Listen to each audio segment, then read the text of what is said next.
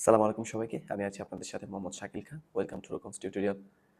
আজকে আমরা আলোচনা করব জীবকোষ ও টিস্যু অধ্যায়ের উদ্ভিদ টিস্যু নিয়ে। আজকে আমাদের হচ্ছে ফাইনাল রিভিশন কোর্স বায়োলজি চ্যাপ্টারের দ্বিতীয় ক্লাস এবং জীবকোষ ও টিস্যু অধ্যায়ের পার্ট 2। ঠিক আছে? উদ্ভিদ টিস্যু নিয়ে আজকে আমরা আলোচনা করব। চলো আমরা কথা না বাড়িয়ে ক্লাসে চলে যাই। আজকে আমরা পড়ব যেহেতু উদ্ভিদ টিস্যু নিয়ে, তাহলে আজকে আমরা প্রথমে টিস্যু কি এটা দিয়ে আমরা শুরু করি। ঠিক আছে? টিস্যু কি? ওকে, টিস্যু। আচ্ছা, এই টিস্যু কি এটা জানার জন্য কয়েকটা পয়েন্ট আকারে যদি আমরা শিখি তাহলে খুব ভালোভাবে শিখতে পারবো। যেমন একগুচ্ছ কোষ, একগুচ্ছ কোষ। আচ্ছা, একগুচ্ছ মানে কি? মানে একের অধিক। হ্যাঁ, একগুচ্ছ কোষ। হ্যাঁ, আবার একই কাজ করে, একই কাজ করে, আবার উৎপত্তি ভিন্ন, উৎপত্তি ভিন্ন। হ্যাঁ, এই কয়েকটা পয়েন্ট যার মধ্যে থাকে তাকে কোষ বলা হয়। ঠিক আছে? একগুচ্ছ কোষ একসাথে যদি একই কাজ করে, হুম, এবং যার উৎপত্তি ভিন্ন তাকে কি বলে? টিস্যু বলে। ঠিক আছে? অর্থাৎ অনেকগুলো কোষ একসাথে হয়ে যদি একই ধরনের কাজ করে এবং তাদের উৎপত্তি ভিন্ন না, উৎপত্তি অভিন্ন হয়, তখন তাকে কি বলা হয়? কোষ বলা হয়। ঠিক আছে? আচ্ছা, এখন এই যে একগুচ্ছ কোষ একই রকমও হতে পারে, আবার ভিন্নও হতে পারে। ভিন্নও হতে পারে, একই রকম হতে পারে, আবার ভিন্নও হতে পারে। একই রকম হতে পারে এবং ভিন্ন হতে পারে, দুই ধরনেরই হতে পারে। ঠিক আছে? একগুচ্ছ কোষ। আচ্ছা, এটা আমি কিভাবে বোঝাতে পারি? ধরো একটা ক্লাসে সবাই মেয়ে, সবাই মেয়ে, একটা ক্লাসে সবাই মেয়ে, সবাই ক্লাস করতেছে। ঠিক আছে? ধরো এখানে 3 4 12 জন মেয়ে ক্লাস করতেছে একটা ক্লাসে। সবাই কি করতেছে? একটা কাজই করতেছে। ধরো বায়োলজি ক্লাস করতেছে সবাই। কারণ আরেকটা ক্লাসে ছেলে এবং মেয়ে উভয়ই আছে, ছেলে এবং মেয়ে উভয়ই আছে, এবং সবাই কি করতেছে? বায়োলজি ক্লাস করতেছে। ঠিক আছে? সবাই, এরা ছেলে এরা মেয়ে, কিন্তু এরা কি করতেছে? ক্লাস করতেছে। বুঝতে পারছো? এরাও ক্লাস করতেছে। আচ্ছা, তো দুইটা গ্রুপে কিন্তু ক্লাস করতেছে। এরা সবাই মেয়ে, অর্থাৎ এরা দেখতে সবাই একই রকম। হ্যাঁ, লিঙ্গভেদে সবাই একই রকম। এরা কি করতেছে? ক্লাস করতেছে। ধরো বায়োলজি ক্লাস করতেছে, অর্থাৎ এরা দেখতে একই রকম এবং একই ধরনের কাজ করতেছে। আবার এই যে একটা ক্লাস, এই ক্লাসে মনে করো যে অর্ধেক ছেলে আছে, অর্ধেক মেয়ে আছে, লিঙ্গভেদে এরা ভিন্ন, কিন্তু এরা সবাই কিন্তু কি করতেছে? একই কাজ করতেছে। কি করতেছে? বায়োলজি ক্লাস করতেছে। ঠিক আছে? অর্থাৎ এরা ভিন্ন হতে পারে অথবা একই রকম হতে পারে, কিন্তু কাজ কিন্তু একটাই করে। এরকম যদি হয় এবং তাদের উৎপত্তি যদি অভিন্ন হয়, অর্থাৎ একই জায়গা থেকে উৎপন্ন হয়, তখন তাকে কি বলে? টিস্যু বলে। ঠিক আছে? তো এরকম একই রকমের কোষ যখন হয়, ঠিক আছে, এরকম একই রকমের কোষ যখন হয়, অর্থাৎ এক গুচ্ছ কোষ যে হয়েছে, এটাতে যে টিস্যু হয়েছে, এই টিস্যুগুলো যদি একই রকমের কোষ দেওয়া হয়, তখন এটাকে বলা হয় সরল টিস্যু। কি টিস্যু? সরল টিস্যু। কেন সরল টিস্যু বলে? অর্থাৎ এদের কোষগুলো সবাই একই রকম। ধরো সবাই গোলাকার। ঠিক আছে?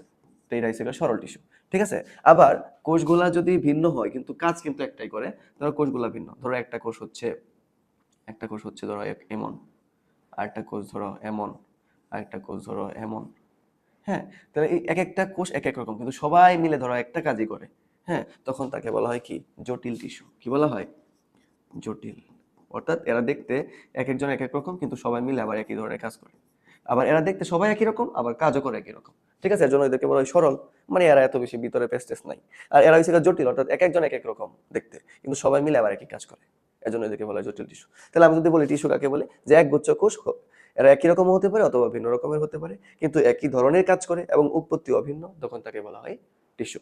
আশা করি তোমরা এখন টিস্যু সম্পর্কে সম্ভব মোটামুটি বুঝতে পারছো আসলে টিস্যু কাকে বলে অথবা টিস্যু কি। ঠিক আছে? এবং টিস্যুর যে একই রকম যে টিস্যুগুলা, একই রকম একগুচ্ছ টিস্যু যদি একই রকম হয় এবং একই কাজ করে, তখন তাকে বলা হয় সরল টিস্যু।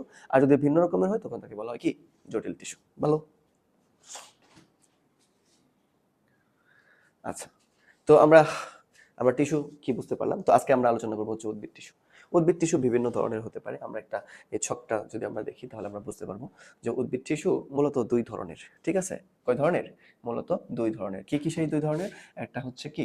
একটা হচ্ছে আহ ভাজক টিস্যু, আর এটা হচ্ছে স্থায়ী টিস্যু। এটা হচ্ছে ভাজক টিস্যু, আর এটা হচ্ছে কি? স্থায়ী টিস্যু। এরকম দুই ধরনের টিস্যু আছে। ভাজক টিস্যু কারা? ভাজক টিস্যু কারা? যারা কোষ বিভাজন করতে পারে তারা ভাজক টিস্যু। আর যারা কোষ বিভাজন করতে পারে না, অর্থাৎ যে কোষগুলা বিভাজিত হয় না, তাদেরকে বলা হয় স্থায়ী টিস্যু। ঠিক আছে? তো ভাজক টিস্যুকে উৎপত্তি অনুসারে দুই ভাগে ভাগ করা যায়, প্রাইমারি এবং সেকেন্ডারি, অথবা অবস্থান অনুসারে ভাগ করা যায় শীর্ষস্থ ভাজক টিস্যু এবং পার্শ্বীয় ভাজক টিস্যু, এরকম দুই ভাগে ভাগ করা যায়। আচ্ছা ঠিক আছে, সবকিছু করা যায় আমরা বুঝলাম। তো এখানে আবার স্থায়ী টিস্যুকে আবার তিন ভাগে ভাগ করা হয়েছে, সরল টিস্যু, জটিল টিস্যু, ক্ষরণকারী টিস্যু। এখন আসলে এই ছকটা যদি আমি তোমাদেরকে পড়াইতে যাই, তোমরা দেখা গেছে যে এটা তোমরা বলবা যে কিভাবে আসলো, কই থেকে আসলো, এটা বুঝলাম না। একটু যেহেতু বেসিক আমাদের আগে থেকে জানা দরকার, যেহেতু আমরা পরবর্তী ক্লাসেও যাব, এর জন্য আমরা বেসিকটা আমরা এখন আগে থেকে একটু মানে ক্লিয়ার করে নিব আর কি। হ্যাঁ, এর জন্য আমরা হচ্ছে দেখা গেছে যে আমরা একটু একটু ইলাবোরেটলি এই জিনিসটাকে জানার চেষ্টা করবো অপর পেজে। হ্যাঁ, ধরো টিস্যু, হ্যাঁ আমরা একটু পড়ি। টিস্যু, টিস্যু মূলত আমরা ওই পেজে দেখলাম যে টিস্যু দুই ধরনের, তাই না? টিস্যু দুই ধরনের দেখলাম। কি কি ধরনের টিস্যু?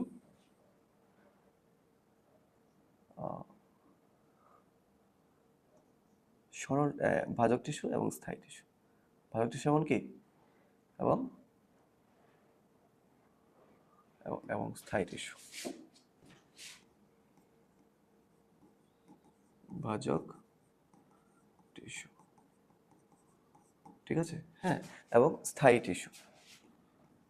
স্থায়ী টিস্যু।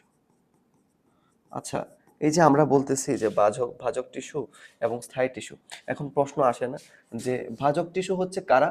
যারা কোষ বিভাজন করতে পারে, অর্থাৎ যারা কোষ বিভাজন ক্ষমতা সক্ষম, তাদেরকে বলা হয় ভাজক টিস্যু। এরা কি করে? এরা কোষ বিভাজন করে কোষের সংখ্যা বাড়াইতে পারে।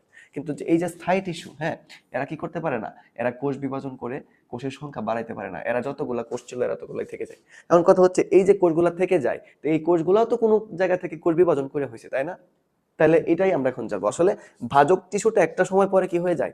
স্থায়ী টিস্যু হয়ে যায়। এবং ভাজক টিস্যু একটা সময় পরে একটা টিস্যু হলো। ধরলাম আমি এখন ভাজক টিস্যু কোষ বিভাজন করি, হ্যাঁ, একটু পরে আমি স্থায়ী টিস্যু হয়ে গেছি। এখন আর আমি কোষ বিভাজন করি না, আমি আমার মতো করে বসে আছি, আমি আর কোষ বিভাজন করি না, তখন তাকে বলা হয় স্থায়ী টিস্যু। ঠিক আছে? আচ্ছা ঠিক আছে। এখন ভাজক টিস্যু মূলত দুই ধরনের। কয় ধরনের? দুই ধরনের। একটা হচ্ছে প্রাইমারি ভাজক টিস্যু, আর একটা হচ্ছে সেকেন্ডারি ভাজক টিস্যু। হ্যাঁ, তাহলে আমি আগে লিখি যে প্রাইমারি ভাজক টিস্যু। প্রাইমারি প্রাইমারি ভাজক টিস্যু। ভাজক টিস্যু, প্রাইমারি ভাজক টিস্যু মূলত তিন ধরনের হয়ে থাকে। একটা হচ্ছে প্রোটোডার্ম, হ্যাঁ, একটা হচ্ছে প্রোটোডার্ম, তারপর হচ্ছে গ্রাউন্ড মেরিস্টেম,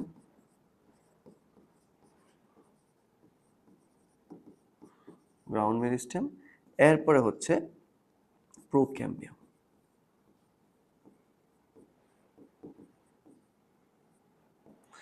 হ্যাঁ, এই প্রাইমারি ভাজক টিস্যু হচ্ছে তিন ধরনের, অর্থাৎ এরা কোষ বিভাজন করে। এখন আমরা একটা জিনিস খেয়াল করি, ধরো একটা গাছকে যদি আমি মাঝখান থেকে কাটি, হ্যাঁ, ধরো আমাকে আমি মাঝখান থেকে কাটলাম, তাহলে কেমন একটা প্রস্থচ্ছেদ পাবো? এরকম পাবো, এরকম একটা প্রস্থচ্ছেদ পাবো না? একটা গাছের পাবো না? হ্যাঁ, এরকম একটা প্রস্থচ্ছেদ পাবো। এখন এই যে গাছে এরকম একটা প্রস্থচ্ছেদ আমরা পাইলাম, বুঝছো? যেমন একটা প্রস্থচ্ছেদ আমরা পাইলাম, ঠিক আছে, এরকম একটা প্রস্থচ্ছেদ পাইলাম। এটা গাছকে কাটলে এরকম একটা গোলাকার একটা পাওয়া যায়, হ্যাঁ, এরকম একটা সাইজ শেডও পাওয়া যায়।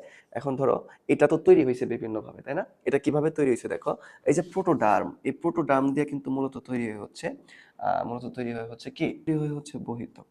কি তৈরি হয়? বহিত্বক, মানে বাইরের প্রাচীরটা তৈরি হয়।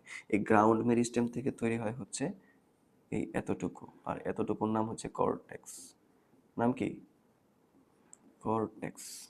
বুঝতে পারছি? আর এই প্রোক্যাম্বিয়াম থেকে কি তৈরি হয়? এখানে তৈরি হয় হচ্ছে এরকম জাইলেম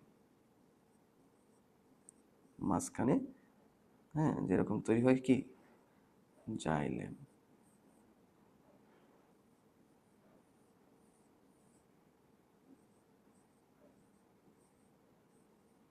ঠিক আছে, আর এখানে হচ্ছে এরকম ফ্লোয়েম, যাদেরকে বলা হয় পরিবহন টিস্যু অথবা কি স্থায়ী টিস্যু, এবং তাদেরকে বলা হয় স্থায়ী জটিল টিস্যু। কি বলা হয়? এদেরকে বলা হয় স্থায়ী জটিল টিস্যু। কেন স্থায়ী জটিল টিস্যু বলা হয়, একটু পরে আমরা এটা সম্পর্কে বিস্তারিত জানার চেষ্টা করব। ঠিক আছে? আচ্ছা, তাহলে একটা জিনিস চিন্তা করো, এই যে প্রাথমিক ভাজক টিস্যু কি তৈরি করে? প্রোটোডার্ম তৈরি করে। প্রোটো কি কি? প্রোটোডার্ম, গ্রাউন্ড মেরিস্টেম, আর হচ্ছে প্রোক্যাম্বিয়াম। এই তিনজন হচ্ছে প্রাথমিক ভাজক টিস্যু। যে এই যে প্রোটোডার্ম, এই প্রোটোডার্ম হচ্ছে একটা গাছের ত্বক তৈরি করে। আমি একটা গাছকে যখন কাটি অথবা একটা উদ্ভিদকে যখন কাটবো তখন এরকম একটা গোলাকার একটা শ্যাডো পাবো। হ্যাঁ, তাহলে এই যে গোলাকার গাছের যেই মানে বাকল যেটাকে আমরা বলি, ছাল যেটাকে বলি, এই বহিত্বকটা তৈরি হয় মূলত হচ্ছে প্রোটোডার্ম দিয়ে। ঠিক আছে? আর এতটুকু অংশ তৈরি হয় কর্টেক্স দিয়ে এবং মাঝখানে যে জাইলেম ফ্লোয়েমের যে অংশটুকু এতটুকু তৈরি হচ্ছে কি প্রোক্যাম্বিয়াম দিয়ে। আর এটাকে বলা হয় মজ্জা রশ্মি। হ্যাঁ, হ্যাঁ, এটাকে বলা হয় পরিচক্র। ঠিক আছে? পরিচক্রর ভিতরে থাকে জাইলেম এবং ফ্লোয়েম। বুঝতে পারছো? এবং ভিতরে মজ্জা থাকে, মজ্জা রশ্মি থাকে। তো পরিচক্র থেকে এবং একদম বহিত্বক পর্যন্ত এতটুকু জায়গাকে বলা হয় কর্টেক্স। আর এই পরিচক্রের ভিতরে এতটুকু মধ্যে কি থাকে জাইলেম এবং ফ্লোয়েম থাকে। কারণ এই যে জাইলেম এবং ফ্লোয়েম, এই জাইলেম এবং ফ্লোয়েমকে তৈরি করে হচ্ছে প্রোক্যাম্বিয়াম। কে তৈরি করে? প্রোক্যাম্বিয়াম। তো প্রোক্যাম্বিয়াম থেকে কি তৈরি হয়? জাইলেম এবং ফ্লোয়েম তৈরি হয়। আর কর্টেক্স কে তৈরি করে? গ্রাউন্ড মেরিস্টেম তৈরি করে। এখন কর্টেক্স আবার বিভিন্ন ধরনের কোষ দিয়ে গঠিত। যেমন প্রোক্যাম্বিয়াম, যেমন কি? যেমন প্যারেনকাইমা, প্যারেনকাইমা, হ্যাঁ, তারপরে কোলেনকাইমা, কোলেনকাইমা এবং স্ক্লেরেনকাইমা, স্ক্লেরেনকাইমা। ঠিক আছে? এই যে এই তিন ধরনের কোষ, 1, 2 এবং 3, এই তিন ধরনের কোষ দিয়ে গঠিত হয় হচ্ছে কি এই কর্টেক্স। বুঝতে পারছি? আবার তার মানে কি এই গ্রাউন্ড মেরিস্টেম কি তৈরি করে? কর্টেক্স তৈরি করে। এই কর্টেক্সে কয় ধরনের কোষ থাকে? প্যারেনকাইমা, কোলেনকাইমা, স্ক্লেরেনকাইমা, তিন ধরনের কোষ থাকে। অর্থাৎ কি আমি বলতে পারি যে গ্রাউন্ড মেরিস্টেম কি তৈরি করে? Parenchyma, collenchyma, sclerenchyma. ঠিক আছে? আচ্ছা, এরপরে প্রোক্যাম্বিয়াম তৈরি করে হচ্ছে হ্যাঁ জাইলেম এবং ফ্লোয়েম। কি কি তৈরি করে? জাইলেম এবং ফ্লোয়েম, ফ্লোয়েম তৈরি করে, জাইলেম এবং ফ্লোয়েম তৈরি করে। ঠিক আছে? এখন মজার বিষয় হচ্ছে এই যে গ্রাউন্ড মেরিস্টেম কর্টেক্স তৈরি করলো, কর্টেক্স হচ্ছে প্যারেনকাইমা, কোলেনকাইমা, স্ক্লেরেনকাইমা, তিন ধরনের কোষ গঠন করে। ঠিক আছে? আবার প্রোক্যাম্বিয়াম কি করে? জাইলেম তৈরি করে এবং ফ্লোয়েম তৈরি করে। ঠিক আছে? এরা মূলত কি? এরা মূলত হচ্ছে স্থায়ী টিস্যু। এরা মূলত কি টিস্যু? স্থায়ী টিস্যু। এরা মূলত হচ্ছে স্থায়ী টিস্যু। এবং এই যে প্যারেনকাইমা, কোলেনকাইমা এবং স্ক্লেরেনকাইমা, এদেরকে বলা হয় হচ্ছে সরল স্থায়ী টিস্যু। কেমন স্থায়ী টিস্যু? সরল, সরল, সরল টিস্যু। এদেরকে বলা হয় সরল টিস্যু। কেন এদেরকে সরল টিস্যু বলা হয়? তুমি যদি একটু চিন্তা করো তাহলে কিন্তু তুমি উত্তর দিতে পারবে। কারণ একটু আগে আমি বলে দিছিলাম যে কেন সরল টিস্যু বলা হয়। সরল টিস্যু তাদেরকেই বলা হয় যাদের কি? যাদের হচ্ছে যারা দেখতে একই রকম এবং একই ধরনের কাজ করে। ধরলাম প্যারেনকাইমা। প্যারেনকাইমা কোষগুলো মূলত এরকম গোলাকার, সমবেশী, অর্থাৎ সবাই একই রকম, সরু বৃত্তাকার, দুই প্রান্ত সরু এবং কাটলে এরকম গোলাকার দেখায়। ঠিক আছে? এর জন্য এদেরকে বলা হয় সরল টিস্যু। স্ক্লেরেনকাইমা এরকমই, দেখতে সবগুলো একই রকম। হ্যাঁ, কোলেনকাইমা এরকমই, দেখতে সবাই একই রকম। এর জন্য এদেরকে বলা হয় সরল টিস্যু। কিন্তু আগে বলতে হবে সরল স্থায়ী টিস্যু। অবশ্যই এরা স্থায়ী টিস্যু। কেন? কারণ এই যে ভাজক টিস্যুর মাধ্যমে, গ্রাউন্ড মেরিস্টেমের মাধ্যমে যে প্যারেনকাইমা, কোলেনকাইমা, স্ক্লেরেনকাইমা হইলো, এরা হওয়ার পর এরা আর কোষ বিভাজন করে না। এরা এভাবেই থেকে যায়। এর জন্য এদেরকে বলা হয় কি সরল টিস্যু। ঠিক আছে? আচ্ছা, এরপরে আবার আছে হচ্ছে জটিল টিস্যু। জটিল টিস্যু। ঠিক আছে? জটিল টিস্যু। জটিল টিস্যু কেমন? জটিল টিস্যু হচ্ছে তারা যেই টিস্যুগুলার কোষগুলা দেখতে একই রকম না। কোষগুলা দেখতে কি একই রকম না, কিন্তু হ্যাঁ কোষগুলা দেখতে একই রকম না, কিন্তু তারা সবাই একই কাজ করে। হ্যাঁ, এদেরকে বলা হয় কি জটিল টিস্যু। এদেরকে কি বলা হয়? এদেরকে বলা হয় হচ্ছে জটিল টিস্যু। যেমন জাইলেম এবং ফ্লোয়েম। জাইলেম এবং ফ্লোয়েমকে কি বলা হয়? জটিল টিস্যু বলা হয়। ঠিক আছে? জটিল টিস্যু বলা হয়। আচ্ছা, ঠিক আছে। জাইলেম আবার দুই ধরনের। কয় ধরনের? দুই ধরনের। একটা হচ্ছে আহ, প্রাথমিক জাইলেম,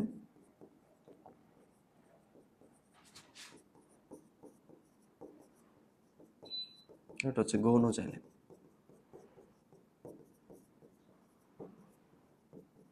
ঠিক আছে? এই যে প্রাথমিক জাইলেম, প্রাথমিক জাইলেম আবার অনেক ধরনের, ওইটা আমরা পরে বলবো। কিন্তু আগে তোমাকে বুঝতে হবে যে প্রোক্যাম্বিয়াম থেকে যে জাইলেমটা হয়েছে, এই প্রোক্যাম্বিয়াম থেকে মূলত হয়েছে কিন্তু প্রাথমিক জাইলেম। প্রোক্যাম্বিয়াম থেকে মূলত কি হয়েছে? প্রোক্যাম্বিয়াম থেকে মূলত হচ্ছে হ্যাঁ, প্রোক্যাম্বিয়াম থেকে মূলত প্রাথমিক জাইলেম হয়। প্রোক্যাম্বিয়াম থেকে মূলত কি হয়? প্রাথমিক জাইলেম হয়। আচ্ছা, এই যে প্রোক্যাম্বিয়াম থেকে যে প্রাথমিক জাইলেম হয়েছে, এই প্রাথমিক জাইলেম কিন্তু আবার দুই ধরনের। প্রাথমিক জাইলেম কয় ধরনের? দুই ধরনের। একটা হচ্ছে প্রোটোজাইলেম আর একটা হচ্ছে মেটাজাইলেম। এটা কি? প্রোটো জাইলেম, এটা হচ্ছে মেটা জাইলেম। ঠিক আছে, প্রোটোজাইলেম আর এটা হচ্ছে মেটাজাইলেম। প্রোটোজাইলেম কাদেরকে বলা হয়? যে জাইলেমগুলো অপরিণত, এখনো পরিণত হয় নাই, তাদেরকে বলা হয় প্রোটোজাইলেম। যেমন এই যে এখানের, একটু ভালো করে দেখাই, এই যে এখানের যে অপরিণত জাইলেমগুলো, ছোট যে জাইলেমগুলো, এদেরকে বলা হয় প্রোটোজাইলেম। আর যে জাইলেমগুলো এখনো পরিণত না, হ্যাঁ, এখনো অনেক পরিণত, সরি পরিণত না, পরিণত, যে জাইলেমগুলো পরিণত এবং তাদেরকে বলা হচ্ছে মেটাজাইলেম। অর্থাৎ প্রোটোজাইলেম কারা? যারা এখনো পরিণত না, এখনো বড় হয় নাই, এরা হচ্ছে প্রোটোজাইলেম। আর মেটাজাইলেম কারা? যারা পরিণত, এরা কি মেটাজাইলেম। তাহলে এই প্রোটোজাইলেম মেটাজাইলেম দুজনেই কিন্তু কি প্রাথমিক জাইলেম। ঠিক আছে। আচ্ছা, এখন প্রশ্ন আসে না যে প্রাথমিক জাইলেম, তাহলে গৌণ জাইলেম কোনটা? প্রাথমিক জাইলেম থেকে কিন্তু কি হয়? গৌণ জাইলেম হয়। কিন্তু এখানে এটাও তো প্রশ্ন আসে, স্যার স্থায়ী টিস্যু তো কোষ বিভাজন করে না, তাহলে প্রাথমিক জাইলেম গৌণ জাইলেম হয় কিভাবে? একটা জিনিস চিন্তা করো, ধরো আমি হচ্ছে হচ্ছে ভাজক টিস্যু, তাহলে আমি হচ্ছে প্রাথমিক ভাজক টিস্যু, ধরো প্রোক্যাম্বিয়াম। তো আমি যখন প্রোক্যাম্বিয়াম, আমি যখন কোষ বিভাজন করতেছিলাম, তো কোষ বিভাজন করে আমি জাইলেম তৈরি করছি, যে জাইলেমটার নাম হচ্ছে প্রাথমিক জাইলেম। ঠিক আছে। তো আমি যখন প্রাথমিক জাইলেম হইলাম, তখন আমি কোষ বিভাজন করতে পারি না, কারণ আমি স্থায়ী টিস্যু। কেন? কেন আমি কোষ বিভাজন করতে পারবো না? কারণ আমি স্থায়ী টিস্যু, আর স্থায়ী টিস্যু কি কোষ বিভাজন করতে পারে না, সে বিভাজন ক্ষমতা তার নাই। সে এইভাবে তারপর কি সে স্থায়ী টিস্যু হিসেবেই থেকে যায়। কিন্তু একটা সময় পরে যখন তার প্রয়োজন হয়, তখন সে আবার কোষ বিভাজন শুরু করে। তখন সে আবার কি করে? কোষ বিভাজন শুরু করে। যেমন একটা উদ্ভিদ দেখবা যে প্রথমেই সে লম্বা হতে থাকে, চিকন হয়ে লম্বা হতে থাকে, কিছুটা দিন সময় পর দেখা যাবে যে সে হঠাৎ করে মোটা হইতেছে, আস্তে আস্তে গাছটা কি হয়? মোটা হয়, এবং আস্তে আস্তে লম্বা হয়, মোটা হয়। কিন্তু একটা সময় দেখা গেছে যে উদ্ভিদটা প্রথমেই অনেকটুকু লম্বা হয়ে যায়, কিন্তু মোটা হয় না, কিন্তু পরবর্তীতে আবার সে কি হয়? মোটা হয়, অর্থাৎ কি পার্শ্বভাবে সে বৃদ্ধি পাতে থাকে। কারণ এই যে পার্শ্বভাবে বৃদ্ধি পায়, কিভাবে পায়? এই যে স্থায়ী টিস্যুগুলা, যেগুলা হচ্ছে জাইলেম অথবা যে কোনো ধরনের স্থায়ী টিস্যু, এরা যখন আবার বিভাজন ক্ষমতা ফিরে পায়, হ্যাঁ, তখন ওই স্থায়ী টিস্যুগুলো, প্রাথমিক যে স্থায়ী টিস্যু, ওইটাকেই বলা হয় হচ্ছে, ওই স্থায়ী টিস্যু যখন বিভাজন ক্ষমতা ফিরে পায়, তখন তার সে স্থায়ী টিস্যু থাকবে না, তখন সে কি হয়ে যাবে? ভাজক টিস্যু হয়ে যাবে। এখন যে স্থায়ী টিস্যু, ধরো প্রাথমিক জাইলেমটা যখন বিভাজন ক্ষমতা ফিরে পাইলো, অর্থাৎ স্টার কি এখন সে ভাজক টিস্যু হয়ে গেল। কারণ আমরা জানি ভাজক টিস্যু কারা? যাদের বিভাজন ক্ষমতা আছে। এখন এতদিন সে তার বিভাজন ক্ষমতা ছিল না, এখন সে বিভাজন ক্ষমতা ফিরে পাইছে, যখন ফিরে পাবে তখন তাকে বলা হয় হচ্ছে সেকেন্ডারি ভাজক টিস্যু। কি বলা হয়? সেকেন্ডারি ভাজক টিস্যু। এই যে সেকেন্ডারি ভাজক টিস্যু, এই সেকেন্ডারি ভাজক টিস্যুই কি করে? পরবর্তীতে গৌণ জাইলেম তৈরি করে। কি তৈরি করে? গৌণ জাইলেম তৈরি করে। আর প্রাথমিক জাইলেম হচ্ছে স্থায়ী টিস্যু। এখন সে যখন বিভাজন ক্ষমতা ফিরে পাইছে, তখন আর তার নাম স্থায়ী টিস্যু মানে প্রাথমিক জাইলেম নাই, তখন তার নাম হয়ে হচ্ছে ক্যাম্বিয়াম। কি হয়? ক্যাম্বিয়াম। এই ক্যাম্বিয়াম থেকে পরবর্তীতে কি হয়? এই ক্যাম্বিয়াম থেকে পরবর্তীতে কি তৈরি করে? এই গৌণ জাইলেম তৈরি করে। বুঝতে পারছো? তো এইভাবে হচ্ছে প্রাথমিক জাইলেম থেকে গৌণ জাইলেম হয়। হ্যাঁ, আমি আবার বিষয়টা একটু ভালো করে বুঝাই। একটা ভাজক টিস্যু, ধরো প্রোক্যাম্বিয়াম, সে কোষ বিভাজন করে কি করছে? জাইলেম আবার ফ্লোয়েম তৈরি করছে। এরা হচ্ছে প্রাথমিক জাইলেম। ঠিক আছে। প্রাথমিক জাইলেম কোষ বিভাজন করতে পারে না, কারণ সে স্থায়ী টিস্যু। সে এভাবে বসে আছে, কোষ বিভাজন করে না। যখন আল্লাহ তাআলা আবার তাকে কোষ বিভাজন ক্ষমতা ফিরিয়ে দেয় একটা সময় পরে, যে তার আবার মোটা হইতে হবে, এখন জাইলেম গুলো তো আরো বড় হইতে হবে, তখন কি করে? সে আবার বিভাজন ক্ষমতা ফিরে পায়। এখন যেহেতু সে বিভাজন ক্ষমতা ফিরে পায়, সে তো আর স্থায়ী টিস্যু নয়, সে হয়ে যায় কি? ভাজক টিস্যু। এখন যেহেতু সে আবার দ্বিতীয়বার বিভাজন ক্ষমতা ফিরে পাইছে, এজন্য তাকে বলা হয় কি? সেকেন্ডারি ভাজক টিস্যু।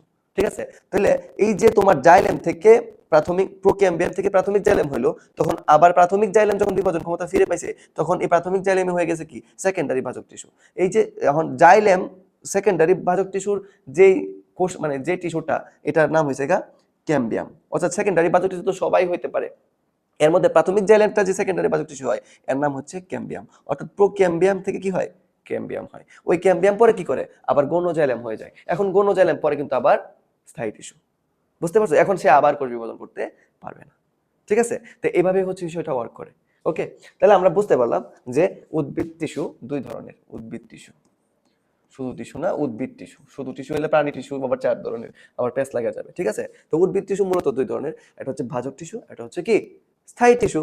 যেমন ভাজক টিস্যু কি? প্রাইমারি ভাজক টিস্যু। প্রাইমারি ভাজক টিস্যু কি কি? Procambium, ground meristem, protoderm, ground meristem এবং প্রোক্যাম্বিয়াম। প্রোটোডার্ম থেকে কি তৈরি হয়? বহিত্বক তৈরি হয়। হ্যাঁ, তারপরে গ্রাউন্ড মেরিস্টেম থেকে কি তৈরি হয়?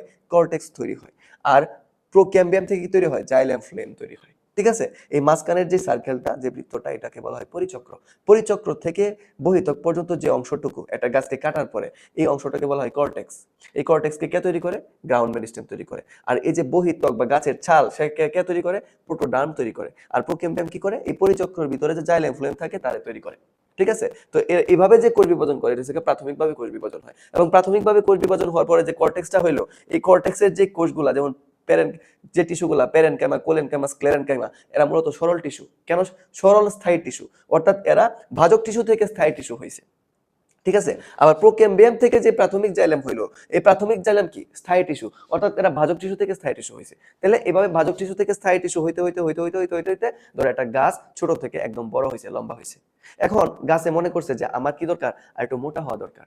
এখন এই যে ভাজক টিস্যুগুলা, এই ভাজক টিস্যুগুলা আবার বিভাজন ক্ষমতা ফিরে পাইছে। এখন তো সে স্থায়ী টিস্যু থাকবে না, এখন সে কি হয়ে যাবে? ভাজক টিস্যু। এখন যেহেতু দ্বিতীয়বার সে আবার বিভাজন ক্ষমতা ফিরে পাইছে, প্রথমবার কোষ বিভাজন করে স্থায়ী টিস্যু হয়ে গেছে, হয়ে যাওয়ার পর আবার এখন এই প্রাথমিক জাইলেমটা আবার দ্বিতীয়বার কোষ বিভাজন, মানে কোষ বিভাজন করার ক্ষমতা ফিরে পেয়েছে। এখন কি সে প্রাথমিক ভাজক টিস্যু হবে? না, এখন সে কি হবে? সেকেন্ডারি, অর্থাৎ দ্বিতীয়বার সে যেহেতু ভাজক টিস্যু ক্ষমতা, মানে বিভাজন ক্ষমতা ফিরে পাইছে, এর জন্য তাকে বলা হয় কি? সেকেন্ডারি ভাজক টিস্যু। এখন সেকেন্ডারি ভাজক টিস্যু, হ্যাঁ, ক্যাম্বিয়াম, একটা নাম হচ্ছে কি? ক্যাম্বিয়াম। অর্থাৎ জাইলেমের যে সেকেন্ডারি ভাজক টিস্যু তাকে বলা হয় কি? ক্যাম্বিয়াম। আরো অনেকেই সেকেন্ডারি ভাজক টিস্যু হইতে পারে, কিন্তু যখন জাইলেম হবে তখন এর নাম হবে কি? ক্যাম্বিয়াম। অর্থাৎ প্রোক্যাম্বিয়াম থেকে হয়েছে প্রাথমিক জাইলেম। প্রাথমিক জাইলেম স্থায়ী টিস্যু ছিল, সে বিভাজন ক্ষমতা ফিরে পাওয়ার পর তার নাম হয়ে গেছে কি? ক্যাম্বিয়াম। এই ক্যাম্বিয়াম পরে কি তৈরি করে? গৌণ জাইলেম তৈরি করে। বুঝতে পারছো? তাহলে জাইলেম কয় ধরনের? দুই ধরনের, প্রাথমিক এবং গৌণ জাইলেম। এবং প্রাথমিক জাইলেম আবার দুই ধরনের, একটা হচ্ছে প্রোটোজাইলেম, আর হচ্ছে মেটাজাইলেম। প্রোটোজাইলেম কেন বলা হয়? কারণ এরা হচ্ছে অপরিণত, ছোট, এর জন্য এদেরকে বলা হয় কি? প্রোটোজাইলেম। আর মেটাজাইলেম কেন বলা হয়? কারণ এরা পরিণত জাইলেম, পরিণত প্রাথমিক জাইলেম, এর জন্য এদেরকে বলা হয় কি? মেটাজাইলেম। আশা করি তোমরা এই আমাদের এই উদ্ভিদ টিস্যুর প্রকারভেদটা সম্পূর্ণভাবে বুঝতে পারছো। এটা না বুঝাইলেও আমার চলতো, কিছু হইতো না, আমি এই ছকটা দিয়ে তোমাদেরকে আমি বুঝায় দেয় সারা একটা ব্যাপারে আমি চলে যেতে পারতাম। কিন্তু আমার মনে হলো যে তোমাদের এই বিষয়টা বোঝানো উচিত যে আসলে কিভাবে ভাজক টিস্যু থেকে সরল টিস্যু হয়। আবার সরল টিস্যু যখন বিভাজন ক্ষমতা ফিরে পায় তখন সে আবার ভাজক টিস্যু হয়, তখন তাকে প্রাথমিক সেকেন্ডারি ভাজক টিস্যু বলে। ওই সেকেন্ডারি ভাজক টিস্যু থেকে আবার কি হয়? গৌণ জাইলেম হয়। ওই গৌণ জাইলেম আবার কি? তখন স্থায়ী টিস্যু, সে আবার কোষ বিভাজন আর ক্ষমতা আর পায় না। ঠিক আছে, আবার সে আবার স্থায়ী টিস্যু হয়ে যায়। তো এই যে এইভাবে হচ্ছে একটা কোষের মানে বৃদ্ধি শুরু হইতে থাকে। ঠিক আছে, তো এখানে এই ছকটাতে আমরা আবার ফিরে আসি আবার বোঝার জন্য যে ভাজক টিস্যু উৎপত্তি অনুসারে দুই প্রকার, প্রাইমারি এবং সেকেন্ডারি ভাজক টিস্যু। আর এটা সম্পর্কে আলোচনা করি না, কারণ এখন আলোচনা করব বিদায়। ধরো একটা উদ্ভিদ, হ্যাঁ, একটা উদ্ভিদ একদম বড় হইতেছে। ঠিক আছে, বড় হইতেছে, এটা একটা উদ্ভিদ। এখানে হচ্ছে মূল। হ্যাঁ, তো মূলেরও তো একটা শীর্ষ আছে, তাই না? মূলেরও একটা শীর্ষ আছে এবং কি কাণ্ডেরও একটা শীর্ষ আছে। তো এই যে মূলের শীর্ষ এবং কাণ্ডের শীর্ষের মধ্যে যে ভাজক টিস্যু এবং যে কোষ বিভাজন করতে করতে করতে করতে বড় হয়, হ্যাঁ, যে ভাজক টিস্যু হয়, ঠিক আছে, যে বড় হয়, এটাকে বলা হয় শীর্ষস্থ ভাজক টিস্যু। ঠিক আছে, ঠিক আছে, একটা সময় পরে যখন সে অনেক লম্বা হয়, এখন তার মোটা হওয়ার দরকার, তখন সে কিন্তু আর এরকম চিকন থাকে না, তখন সে কি আরেকটু মোটাসোটা হয়, তখন সে কি একটু মোটাসোটা হয়। কারণ এই যে আরেকটু মোটাসোটা হইলো, এই যে আরেকটু মোটাসোটা হইলো, এই যেই টিস্যুর মাধ্যমে মোটাসোটা হয়, এটাকে বলা হয় পার্শ্বীয় ভাজক টিস্যু। কি বলা হয়? পার্শ্বীয় ভাজক টিস্যু। ওকে, এখন এই যে ভাজক টিস্যুগুলা একজন কোষ বিভাজন করে স্থায়ী টিস্যু হয়ে যায়। হ্যাঁ, কোষ বিভাজন করে স্থায়ী টিস্যু হয়ে যায়। তো স্থায়ী টিস্যু দুই ধরনের হয়, একটা হচ্ছে সরল টিস্যু, একটা হচ্ছে জটিল টিস্যু। সরল টিস্যু কারা? যাদের কোষগুলা দেখতে একই রকম এবং একই ধরনের কাজ করে তারা, যেমন প্যারেনকাইমা, কোলেনকাইমা, স্ক্লেরেনকাইমা। ঠিক আছে, আর স্থায়ী টিস্যু কারা? হ্যাঁ, স্থায়ী টিস্যুর মধ্যে জটিল টিস্যু কারা? যারা একই ধরনের কাজ করে কিন্তু এদের কোষগুলা দেখতে একই রকম না, যেমন জাইলেম টিস্যু। জাইলেম টিস্যু চার ধরনের কোষ দিয়ে গঠিত। কি কি? ট্রাকিড, ভেসেল, ডেসেল নাই হচ্ছে vessel, xylem parenchyma, xylem fibre. চার ধরনের নামের কোষ দিয়ে আসে। চার ধরনের নাম যেমন চার রকম, তারা কোষটা দেখতেও চার রকমেরই। হ্যাঁ, তো চার রকমের কোষ হলো, এরা সবাই মিললে কি তৈরি করে? জাইলেম টিস্যু তৈরি করে। এবং জাইলেম টিস্যুর কাজ কি জানো? জাইলেম টিস্যুর কাজ হচ্ছে, হ্যাঁ, মূল থেকে মূল থেকে মূল থেকে সে পানি পাতায় পৌঁছায় নিয়ে যায় একটা নালিকার মাধ্যমে। মূল থেকে পানি কোথায় নিয়ে যায়? পাতায় নিয়ে যায়। ঠিক আছে, এটা হচ্ছে জাইলেমের কাজ। ঠিক আছে, আচ্ছা, এরপর হচ্ছে ফ্লোয়েম, সে একটা জটিল টিস্যু। ফ্লোয়েম জটিল টিস্যু কেন? কারণ দেখো যে ফ্লোয়েম টিস্যু আবার চার ধরনের: সিবনল, সঙ্গী কোষ, ফ্লোয়েম প্যারেনকাইমা, ফ্লোয়েম ফাইবার। নাম যেমন চার রকম, কোষও দেখতে চার রকম, এটা পরবর্তীতে আমরা আলোচনা করব। এবং এই ফ্লোয়েম টিস্যুর কাজ কি জানো? এই যে মূল থেকে জাইলেম পানি পাতায় পৌঁছাইলো, এই পানির পাতার মধ্যে কি তৈরি হয়? পাতার রং তো সবুজ, দেয়াল আছে নীল, আল্লাহ গো। হ্যাঁ, আচ্ছা, পাতার রং তো সবুজ, তাই না? ধরে নাও আমি যে পাতার রং সবুজ দিচ্ছি, ঠিক আছে? আচ্ছা, গাছের রঙও তো নীল না। গাছের মতো খয়েরি কালারের মতো অথবা এরকম একটা বাদামি এরকম একটা, ঠিক আছে। আর যাক তুমি ধরে নাও যে এটা একটা পাতা, তো পাতার মধ্যে হচ্ছে মূল থেকে পানি পাতায় পৌঁছায়, পাতায় পৌঁছায় কি উৎপন্ন হয়, খাদ্য তৈরি হয়। কি তৈরি হয়, খাদ্য। এই খাদ্যটা আবার কি সারা শরীরে সরবরাহ হইতে হয় না? এই খাদ্যটা আবার কি করতে হয়, এই খাদ্যটাকে কিন্তু আবার কি করতে হয়, সারা শরীরে সরবরাহ করতে হয়। কারণ এই যে খাদ্যটাকে উদ্ভিদ তার সারা শরীরে সরবরাহ করে, এটা যে টিস্যুর মধ্যে সরবরাহ করে এই টিস্যুকে বলা হয় কি, ফ্লোয়েম টিস্যু। ঠিক আছে, অর্থাৎ জাইলেম দিয়ে কি করে, মূল থেকে পানি পাতায় পৌঁছায়, আর ফ্লোয়েম দিয়ে কি করে, এই পাতার মধ্যে যে খাদ্যটা তৈরি হয়েছে এটা সারা শরীরে সরবরাহ করে। অর্থাৎ এরা দুজনে কি পরিবহনের জন্য কাজ করে। এর জন্য এই জটিল টিস্যুকে পরিবহন টিস্যুও বলা হয়। কেন পরিবহন টিস্যু বলা হয়? কারণ এরা এই ফ্লোয়েম এবং জাইলেম এরা দুজনে মিলে কি করে, পরিবহন টিস্যু হিসেবে কাজ করবে। এবং এদেরকে জটিল টিস্যু কেন বলা হয়? কারণ এদের কোষগুলা দেখতে আলাদা কিন্তু কাজ একই। যেমন জাইলেম সবাই মিলে পানি উপরে তুলে পাতা পর্যন্ত, ওইখানে খাদ্য তৈরি হওয়ার পর ওই খাদ্য আবার ফ্লোয়েম কি করে, এই সবাই একসাথে মিলে এই উদ্ভিদের সারা শরীরে খাদ্যকে পরিবহন করে থাকে। এজন্য এই জটিল টিস্যুকে বলা হয় পরিবহন টিস্যু। পরিবহন টিস্যু, ঠিক আছে। তো প্রাথমিক জাইলেমে বললাম দুই ধরনের, প্রাথমিক জাইলেম দুই ধরনের, প্রাথমিক এবং গৌণ বা সেকেন্ডারি জাইলেম। আবার প্রাথমিক জাইলেম আবার দুই ধরনের, একটা মেটা জাইলেম যারা পরিণত, আর প্রোটোজাইলেম দ্বারা পরিণত না, জাইলেম না, এটা হচ্ছে জাইলেম। জাইলেম, ঠিক আছে, জাইলেম নট লেম, জাইলেম, ঠিক আছে। তাহলে এইভাবেই হচ্ছে আমরা মূলত উদ্ভিদ টিস্যুর প্রকারভেদ করতে পারি। এটা অনেক বড় হয়ে গেছে না? আচ্ছা যাক, একটু বড় করে বললেও এখানে আমরা কিন্তু অনেক বেসিক কনসেপ্ট কিন্তু আমরা ক্লিয়ার করতে পারলাম, তাই না? আচ্ছা ঠিক আছে, চলো এখন আমরা জানি একটা সংজ্ঞা, মানে ইম্পর্টেন্ট এগুলো আসতে পারে। যেমন প্রাথমিক জাইলেম কাকে বলে? প্রাথমিক জাইলেম কাকে বলে রে? প্রোক্যাম্বিয়াম থেকে সৃষ্ট জাইলেমকে প্রাথমিক জাইলেম বলে। তাহলে আমি কি পড়াইলাম, এই যে প্রোক্যাম্বিয়াম থেকে কি হয়, প্রাথমিক, এই যে প্রোক্যাম্বিয়াম থেকে কি হয়, প্রাথমিক জাইলেম হয়। তো প্রোক্যাম্বিয়ামকে একটা প্রাইমারি ভাজক টিস্যু, প্রোক্যাম্বিয়াম কি একটা প্রাইমারি ভাজক টিস্যু, হ্যাঁ, সেকেন্ডারি ভাজক টিস্যু। আচ্ছা ঠিক আছে, তাহলে প্রাইমারি ভাজক টিস্যুর মধ্যে একটা ভাজক টিস্যু আছে প্রোক্যাম্বিয়াম, ওই প্রোক্যাম্বিয়াম থেকে কি তৈরি হয়, প্রাথমিক জাইলেম যেগুলো তৈরি হয়, ঠিক আছে। আচ্ছা ওকে, এরপরে হচ্ছে কি গৌণ জাইলেম কাকে বলে? বলছে প্রাথমিক জাইলেম থেকে পরিণত হয়ে অথবা গৌণ বৃদ্ধি পেয়ে যে জাইলেম সৃষ্টি হয়, হ্যাঁ, তাকে বলে গৌণ জাইলেম। আচ্ছা ঠিক আছে, এখন তুমি প্রশ্ন করবো, স্যার প্রাথমিক জাইলেম, জাইলেম তো একটা স্থায়ী টিস্যু, স্যার স্থায়ী টিস্যু কি কোষ বিভাজন করতে পারে? এটা তো স্যার ভুল। একদম ঠিক বলছো, এটা ভুল। ঠিক আছে, স্থায়ী টিস্যু কোষ বিভাজন করতে পারে না। স্থায়ী টিস্যু যখন কোষ বিভাজন ক্ষমতা ফিরে পায় তখন এটাকে বলা হয় সেকেন্ডারি ভাজক টিস্যু। যেমন ক্যাম্বিয়াম একটা সেকেন্ডারি ভাজক টিস্যু, প্রোক্যাম্বিয়াম থেকে ক্যাম্বিয়াম হয়, প্রোক্যাম্বিয়াম থেকে প্রথমে হচ্ছে কি হয়, প্রাথমিক জাইলেম হয়। প্রাথমিক জাইলেম যখন কোষ বিভাজন ক্ষমতা ফিরে পায় তখন তার নাম হয়ে যায় ক্যাম্বিয়াম। ওই ক্যাম্বিয়াম আবার পরে কি করে, কোষ বিভাজন করে এবং তৈরি করে কি, গৌণ জাইলেম। তাহলে তুমি এটা এটা বলতেই পারো, এটা তুমি বলতেই পারো এখানে যে প্রাথমিক জাইলেম পরিণত হয়ে গৌণ জাইলেম হয়, প্রাথমিক জাইলেম পরিণত হয়ে অথবা গৌণ বৃদ্ধি পেয়ে গৌণ, এখানে যে এই যে গৌণ বৃদ্ধিটা লিখছে, এই যে গৌণ বৃদ্ধি মানে কি, গৌণ বৃদ্ধি মানে হচ্ছে সেকেন্ডারি ভাজক টিস্যু। গৌণ সেকেন্ডারি, গৌণ মানেই তো কি সেকেন্ডারি, গৌণ মানে কি সেকেন্ডারি ভাজক টিস্যু, ভাজক টিস্যু, হ্যাঁ। তো এই যে গৌণ বৃদ্ধি হইলো সেকেন্ডারি ভাজক টিস্যু, মানে সেকেন্ডারি ভাজক টিস্যু মাধ্যমে যে কোষ বিভাজন করে আবার যে জাইলেম সৃষ্টি করে তাকে কি বলে, গৌণ জাইলেম। যেমন এখানে আমি দেখাইলাম যে ক্যাম্বিয়াম থেকে কি তৈরি হয়, গৌণ জাইলেম তৈরি হয়। অর্থাৎ আমি বলতে পারি যে প্রাথমিক জাইলেম পরিণত হয়, অর্থাৎ প্রাথমিক জাইলেমটা যখন পরিণত হয়, মেটা জাইলেম হয়, পরিণত হওয়ার পরে কি বলছে যে হয়ে অথবা গৌণ বৃদ্ধি পেয়ে, গৌণ বৃদ্ধি হয়ে পেয়ে মানে কি, এটা প্রাথমিক জাইলেম যখন কোষ বিভাজন ক্ষমতা ফিরে পায় তখন সে ক্যাম্বিয়াম হয়ে যায়। তাহলে এটা হচ্ছে কি হয়েছে, গৌণ বৃদ্ধি পাইছে। তো গৌণ বৃদ্ধি পেয়ে, হ্যাঁ, তারপর কি কইছে, হ্যাঁ, গৌণ বৃদ্ধি পেয়ে যে জাইলেম সৃষ্টি করে, তো যে গৌণ জাইলেম, তো এখানে ক্যাম্বিয়াম কি কোন জাইলেম সৃষ্টি করলো, গৌণ জাইলেম সৃষ্টি করলো, যে জাইলেম সৃষ্টি করে তাকে কি বলে, গৌণ জাইলেম বলে। ঠিক আছে, আচ্ছা এটা এত পেশাপিসির কিছু নাই। তারপর হচ্ছে প্রোটোজাইলেম কাকে বলে?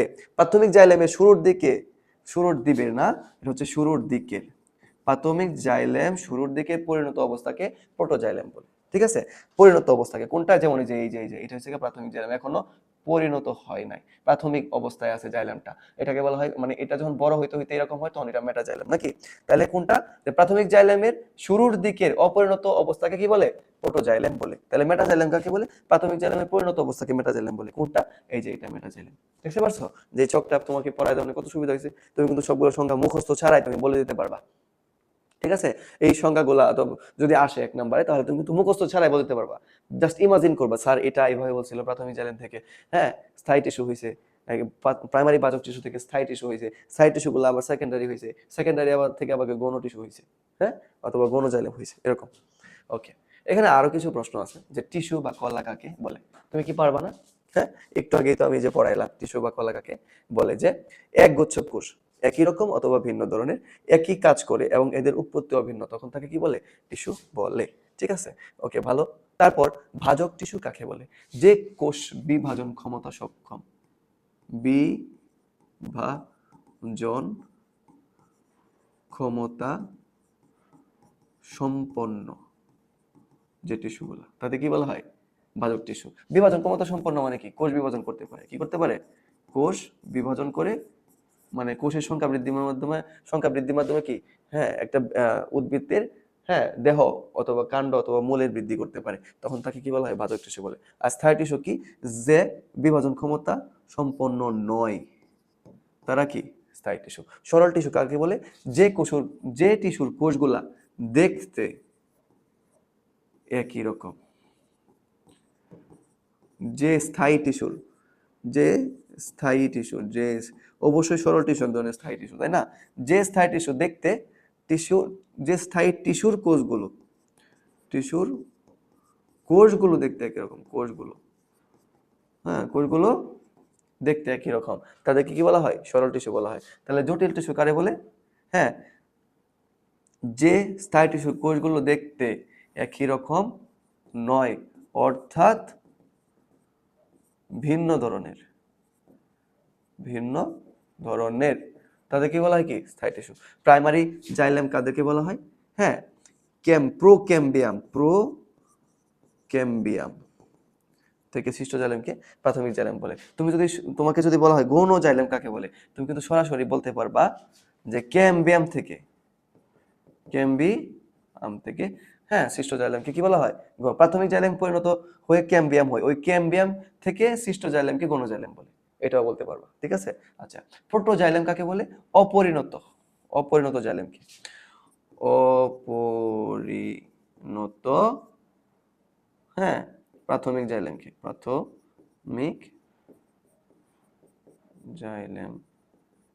কি বলে? প্রোটোজাইলেম। মেটাজাইলেম কাকে বলে? মেটাজাইলেম হচ্ছে পরিণত জাইলেমকে, পরিণত পরিণত জাইলেমকে কি বলে? মেটাজাইলেম বলে।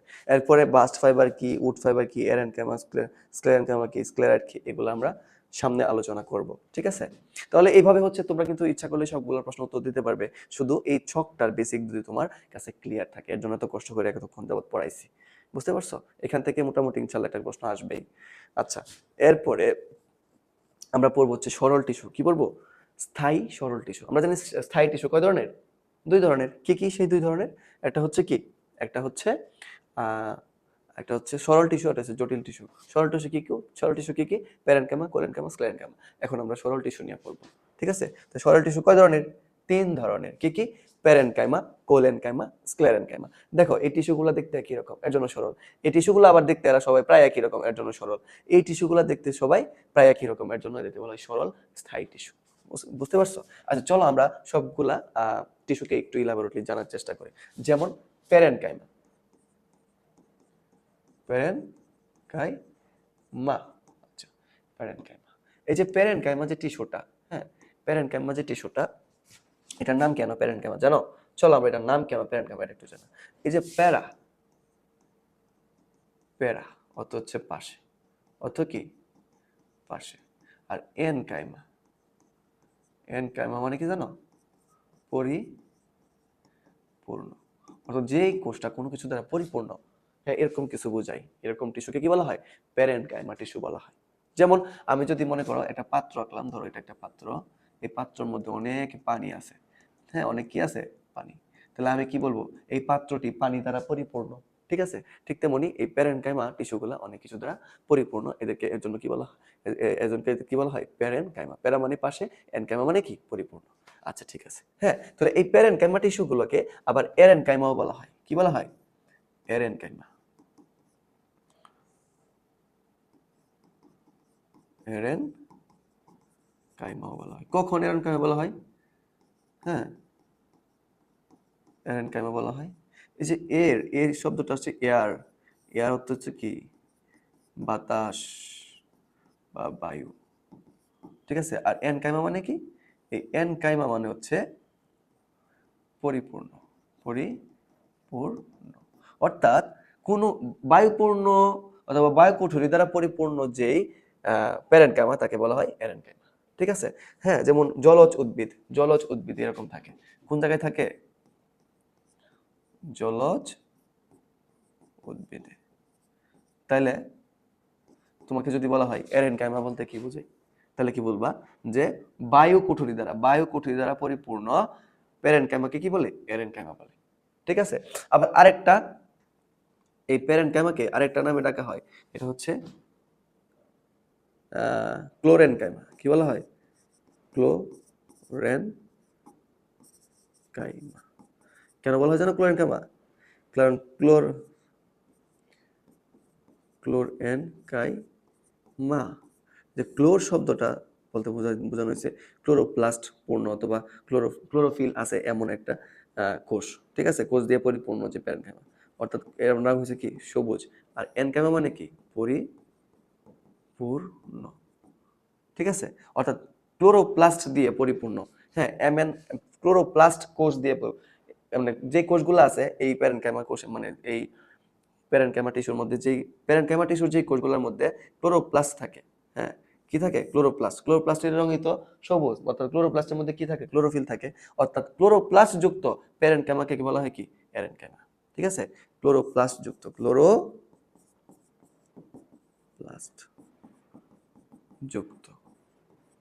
প্যারেনকাইমা কে বলে ক্লোরেনকাইমা। হ্যাঁ, অথবা তুমি লিখতে পারো, অথবা তুমি ক্লোরোপ্লাস্ট না লিখে সরাসরি লিখতে পারো ক্লোরোফিল যুক্ত প্যারেনকাইমাকে কি বলে? ক্লোরেনকাইমা বলে। ঠিক আছে, তো এই দুইটা নামে প্যারেনকাইমাকে ডাকা হয়। কি কি ডাকা হয়? এরেনকাইমাও ডাকা হয়, ক্লোরেনকাইমাও ডাকা হয়। এরেনকাইমা কেন? কারণ বায়ুকুঠুরি দ্বারা পরিপূর্ণ, হ্যাঁ, যে জলজ উদ্ভিদ তাদেরকে এইসব প্যারেনকাইমাকে বলা হয় কি? এরেনকাইমা। আবার ক্লোরেনকাইমা কাকে বলা হয়? ক্লোরোপ্লাস্ট অথবা ক্লোরোফিল যুক্ত প্যারেনকাইমাকে কি বলে? ক্লোরেনকাইমা বলে। এবং এদের দেখতে কিরকম জানো? এদের দেখতে সবাই দেখো এরকম গোলাকার। যদি কাটে মাঝখান থেকে এই সবগুলা প্যারেনকাইমা যদি কাটা হয় মাঝখান থেকে, তখন এরকম এরকম গোলাকার পাওয়া যায়। ঠিক আছে, এবং অর্থাৎ এদেরকে এর জন্য বলা হয় সমবেশীয়। কি বেশীয়? সমবেশীয় বলা হয়। ঠিক আছে, এবং এদের প্রাচীর কি দিয়ে তৈরি জানো? এদের প্রাচীর সেলুলোজ, শুধু সেলুলোজ দিয়ে তৈরি, আর কিছুই নাই এদের প্রাচীর। এবং হ্যাঁ, এরা যেহেতু সমবেশীয় এজন্য এরা দেখতে গোলাকার অথবা বৃত্তাকার। এবং যেহেতু সমবেশীয়, হ্যাঁ, এর জন্য এদের কি মাঝখানে এরকম ফাঁকা জায়গা থাকে। এই মাঝখানে ফাঁকা জায়গাকে বলা হয় আন্তঃকোষীয় ফাঁকা স্থান। আন্তঃকোষীয় ফাঁকা স্থান। তার মানে আমি প্যারেনকাইমা টিস্যুর কোষগুলোর বৈশিষ্ট্য আমরা জেনে ফেলতে পারলাম। এখান থেকে কিন্তু প্রশ্ন আসে যে প্যারেনকাইমা টিস্যুর, হ্যাঁ, যেরকম একটা চিত্র দিয়ে বলবে যে এই ধরনের টিস্যুর কোষগুলো, টিস্যুর গঠন বৈশিষ্ট্য বর্ণনা করা। তখন তুমি কি বলবা? এটার যে প্রাচীরটা পাতলা এবং সেলুলোজ নির্মিত, এবং সে সমবেশীয়, অর্থাৎ সে দেখতে কেমন? বৃত্তাকার বা গোলাকার। এবং যেহেতু সমবেশীয় জন্য এদের মাঝখানে কি থাকে? আন্তঃকোষীয় ফাঁকা স্থান থাকে। হ্যাঁ, এবং এই কোষের একটা নিউক্লিয়াস আছে মাঝখানে। নিউক্লিয়াস আছে, যেহেতু তার নিউক্লিয়াস আছে, তার মানে এবং তার প্রোটোপ্লাজম আছে, এর জন্য সে একটা জীবিত কোষ। নিউক্লিয়াস উপস্থিত এবং সে কি কোষ? জীবিত, সে মৃত নয়। ঠিক আছে, আচ্ছা, আমরা এতক্ষণ পর্যন্ত পড়লাম হচ্ছে কি? প্যারেনকাইমা। কি পড়লাম? প্যারেনকাইমা পড়লাম। প্যারেনকাইমা পড়লাম, একটু লক করে রাখি, তাহলে এটা একটু ছোট করতে পারবো। ছোট না করলে লিখবো কিবা?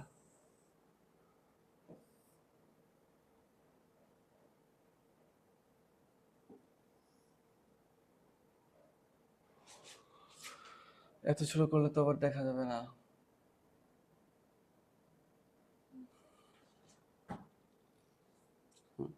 আচ্ছা, ঠিক আছে, ওকে। ঠিক আছে, এখন আমরা পড়বো হচ্ছে কোলেন কাইমা। কি পড়বো?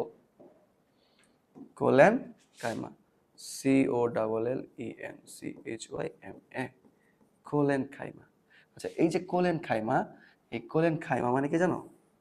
কোলেন কাইমা, হ্যাঁ, কোলা শব্দ হচ্ছে আঠা বা ঘাম, মানে এরকম আর কি। এই গাম আর কি, গাম মানে আঠালো জিনিস আর কি। আর এনকাইমা মানে কি? মানে পরিপূর্ণ, অর্থাৎ আঠালো জিনিসপত্র দিয়ে সে পরিপূর্ণ থাকে। এর জন্য এটাকে বলা হয় কি? কোলেন কাইমা। এবং সে যেহেতু সে আঠালো, এর জন্য সে কি করে জানো? সে উদ্ভিদের নমনীয়তা দেয়, উদ্ভিদের নমনীয়তা দেয়। কারণ কেন জানো? কারণ এই যে কোলেন কাইমা, কোলেন কাইমার প্রাচীরটা থাকে হচ্ছে, প্রাচীর দুইটা জিনিস দিয়ে গঠিত, দুইটা জিনিস গঠিত দিয়ে গঠিত। একটা হচ্ছে সেলুলোজ, একটা হচ্ছে পেকটিন। হ্যাঁ, এই পেকটিনটা মূলত হচ্ছে আঠালো ধরনের অথবা মানে নমনীয় একটা কিছু, বুঝতে পারছো? এই কারণে এরা এরা হচ্ছে কি, এরা এরা নমনীয়, উদ্ভিদের নমনীয় অংশ এদের পাওয়া যায়, নমনীয়তা দেয় কেমন, এবং দৃঢ়তাও দেয়। যেমন লাউ গাছ, লাউ গাছে দেখবা যে যে লাউটা হয়, লাউ গাছে এরকম লাউ হয়, তাই না? লাউ গাছে, লাউ গাছে যে লাউ হয়, এটা কিন্তু এই যে লাউ গাছের যেই চিকন কাণ্ড, এই কাণ্ডর মধ্যে কিন্তু সে ঝুলে থাকে, সে কিন্তু ছিঁড়ে পড়ে যায় না। কেন পড়ে যায় না জানো? কারণ এই লাউ গাছের কাণ্ডটা মূলত কি দিয়ে তৈরি? কোলেন কাইমা দিয়ে তৈরি, ঠিক আছে? হ্যাঁ, লাউ, কুমড়া, তারপর হচ্ছে দণ্ড কলস, হুম, এরা কি দিয়ে তৈরি? কোলেন কাইমা দিয়ে তৈরি, বুঝতে পারছো? এর জন্য এরা কি হয়? এরা ছিঁড়ে পড়ে যায় না, দৃঢ়তা প্রদান করে, নমনীয়তা প্রদান করে। এবং এবং এই কোলেন কাইমা থাকার কারণে কি, উদ্ভিদের কিছু কিছু অংশকে, যেসব উদ্ভিদের অংশের মধ্যে কোলেন কাইমা থাকে, এদেরকে সহজে কি বাঁকানো যায়, বুঝতে পারছো? হ্যাঁ, তো কোলেন কাইমার কোষগুলা একটু তুমি যদি খেয়াল করো, তাহলে দেখবা এরা হচ্ছে এরকম অনেকটা দেখতে, এই যে এরকম,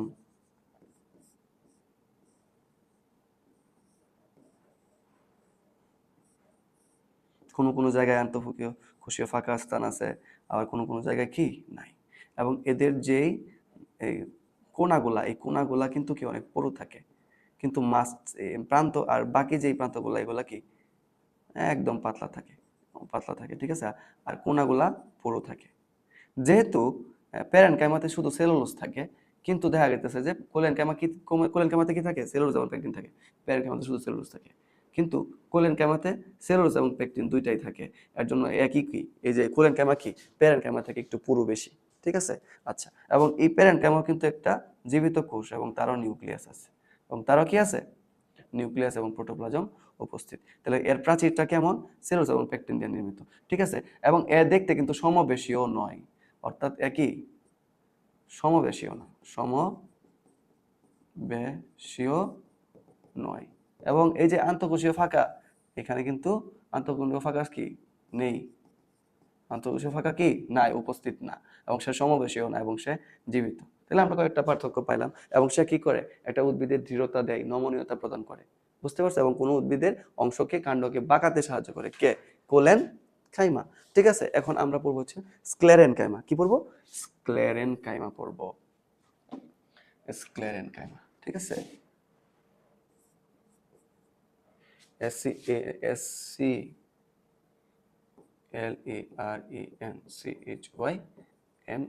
স্ক্লেরেন কাইমা। হ্যাঁ, এই যে স্ক্লেরেন কাইমাটা নাম স্ক্লেরেন কাইমা কেন হয়েছে জানো?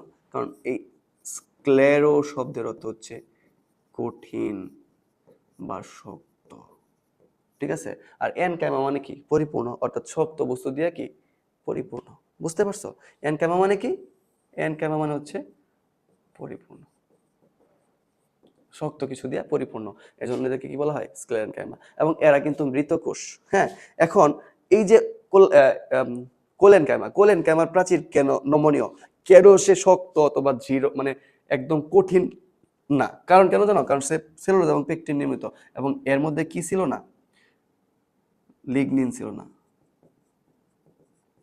কারণ লিগনিন যে জায়গায় থাকে, এইটা হচ্ছে পুরু থাকে, অনেক পুরু থাকে এবং শক্ত থাকে, এবং কি থাকে? শক্ত থাকে। এর জন্য স্ক্লেরেন কাইমার কোষগুলা পূর্ণ এবং শক্ত। এবং দেখো, এদের কিন্তু আন্তঃকোষীয় ফাঁকা স্থান কি নাই, আন্তঃকোষীয় ফাঁকা স্থান নাই বললেই চলে। এবং এটা একটা মৃত কোষ। এবং এরা কি কোষ? এরা মৃত কোষ, মৃত কোষ। এবং এদের প্রাচীর কি দিয়ে তৈরি? লিগনিন দিয়ে তৈরি। লিগনিন কেমন? পুরু এবং শক্ত। বুঝতে পারছো? হ্যাঁ, এবং এরা দুই প্রান্ত কেমন? দুই প্রান্ত সরু। এবং এরা মৃত, কারণ এদের নিউক্লিয়াস নাই। কি নাই? নিউক্লিয়াস নাই। বুঝতে পারছো? এই যে স্ক্লেরেনকাইমা। কারণ স্ক্লেরেনকাইমা কিন্তু আবার দুই ধরনের। কয় ধরনের? দুই ধরনের।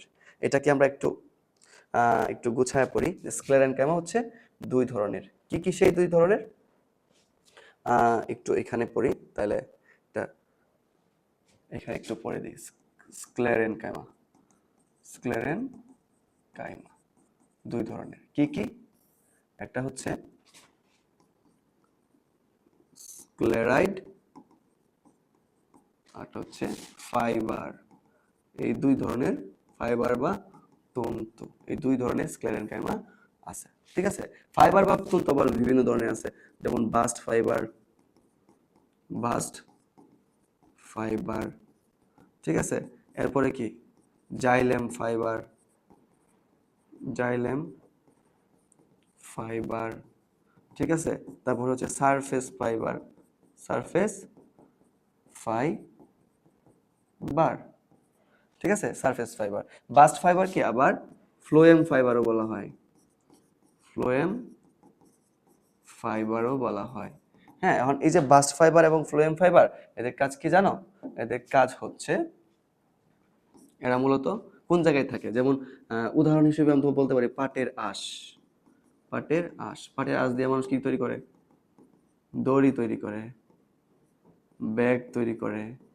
হ্যাঁ, এগুলা তৈরি করে, তাই না? এগুলা তৈরি করে। যেমন জাইলেম ফাইবার, জাইলেম ফাইবার কি করে? মূলত গাছের কাঠিন্য প্রদান করে, গাছের যে কাণ্ডটাকে মানে দৃঢ়তা প্রদান করে। হ্যাঁ, তো গাছের কাণ্ড তৈরি করে, অর্থাৎ এই কাণ্ড দিয়ে আসবাবপত্র তৈরি করা যায়, আসবাবপত্র তৈরি করা যায়। তারপর হচ্ছে সারফেস ফাইবার। সারফেস ফাইবার কিন্তু কোন গাছের ছাল অথবা কাণ্ড এরকম কিছু না, কিন্তু বাস্ট ফাইবার বা ফ্লোয়েম ফাইবার কিন্তু পাটের আঁশ কেমন থাকে? পাটের আঁশ মূলত কি? গাছ পাটের ছাল বা চামড়া। ঠিক আছে? আর জাইলেম মূলত কি? একটা গাছের যে দৃঢ় শক্ত মাঝখানের যে অংশটা, এটাকে বলা হয় কি? হ্যাঁ, জাইলেম ফাইবার। এই জাইলেম ফাইবার দিয়ে আমরা আসবাবপত্র তৈরি করতে পারি। আর সারফেস ফাইবার কিন্তু কিন্তু কোনো গাছের কাণ্ড অথবা কি নয়, ছাল নয়, এটা মূলত ফল। হ্যাঁ, ফুল, এসবের কি? এসবের মধ্যে থাকে। ফল এবং ফুলের মধ্যে যে ফাইবারটা থাকে, এগুলো দিয়ে কি তৈরি করা হয়? বালিশ তৈরি করা হয়। হ্যাঁ, আরো অনেক কিছু তৈরি করা হয়, যেমন তুলা। যেমন কি? তুলা এক ধরনের কি? এক ধরনের সারফেস ফাইবার। ঠিক আছে? তো এরকম অনেক ধরনের ফাইবার থাকে। বাস্ট ফাইবার মানে ফ্লোয়েম ফাইবার, এগুলো হচ্ছে পাটের আঁশ, ছাল, এগুলো তৈরি হয়। জাইলেম ফাইবার হচ্ছে আসবাবপত্র, কাণ্ড তৈরি করে। আর সারফেস ফাইবার কোথায় যাওয়া যায়? ফুল এবং ফলের মধ্যে পাওয়া যায়, এগুলো দিয়ে মানুষ বালিশ টালিশ তৈরি করে, যেমন তুলা, এটা এক ধরনের কি? Surface fibre. ঠিক আছে? স্ক্লেরাইড। হ্যাঁ, স্ক্লেরাইডকে বলা হয় স্টোন সেল। স্টোন সেল মানে কি? এটা হচ্ছে অনেক শক্ত, পাথরের মতো শক্ত, এর জন্য এটাকে বলা হয় কি? Stone cell. ঠিক আছে? স্ক্লেরাইড কি করে? স্ক্লেরাইড একটা উদ্ভিদের দৃঢ়তা প্রদান করে। হ্যাঁ, এবং পরিবহনে সাহায্য করে। হ্যাঁ, যেমন আমরা কিন্তু জাইলেম প্যারেনকাইমা, জাইলেম ফাইবার। হ্যাঁ, জাইলেম ফাইবার, জাইলেম ফাইবার কি? স্ক্লেরেনকাইমা।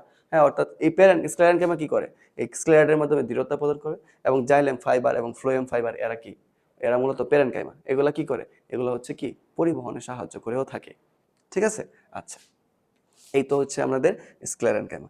এখন যদি এখানে মূলত প্রশ্নটা কিভাবে আসে, সবচেয়ে ইম্পর্টেন্ট হচ্ছে এই ছকটা। হ্যাঁ, বিভিন্নভাবে প্রশ্ন আসতে পারে, যেমন বলতে পারে যে প্যারেনকাইমা ও কোলেনকাইমার মধ্যে পার্থক্য লেখো। আবার বলতে পারবে কোলেনকাইমা ও স্ক্লেরেনকাইমার মধ্যে পার্থক্য লেখে। অথবা বলতে পারবে প্যারেনকাইমা এবং স্ক্লেরেনকাইমার মধ্যে পার্থক্য লেখে। অথবা বলতে পারো তিনটার মধ্যেই পার্থক্য লেখো।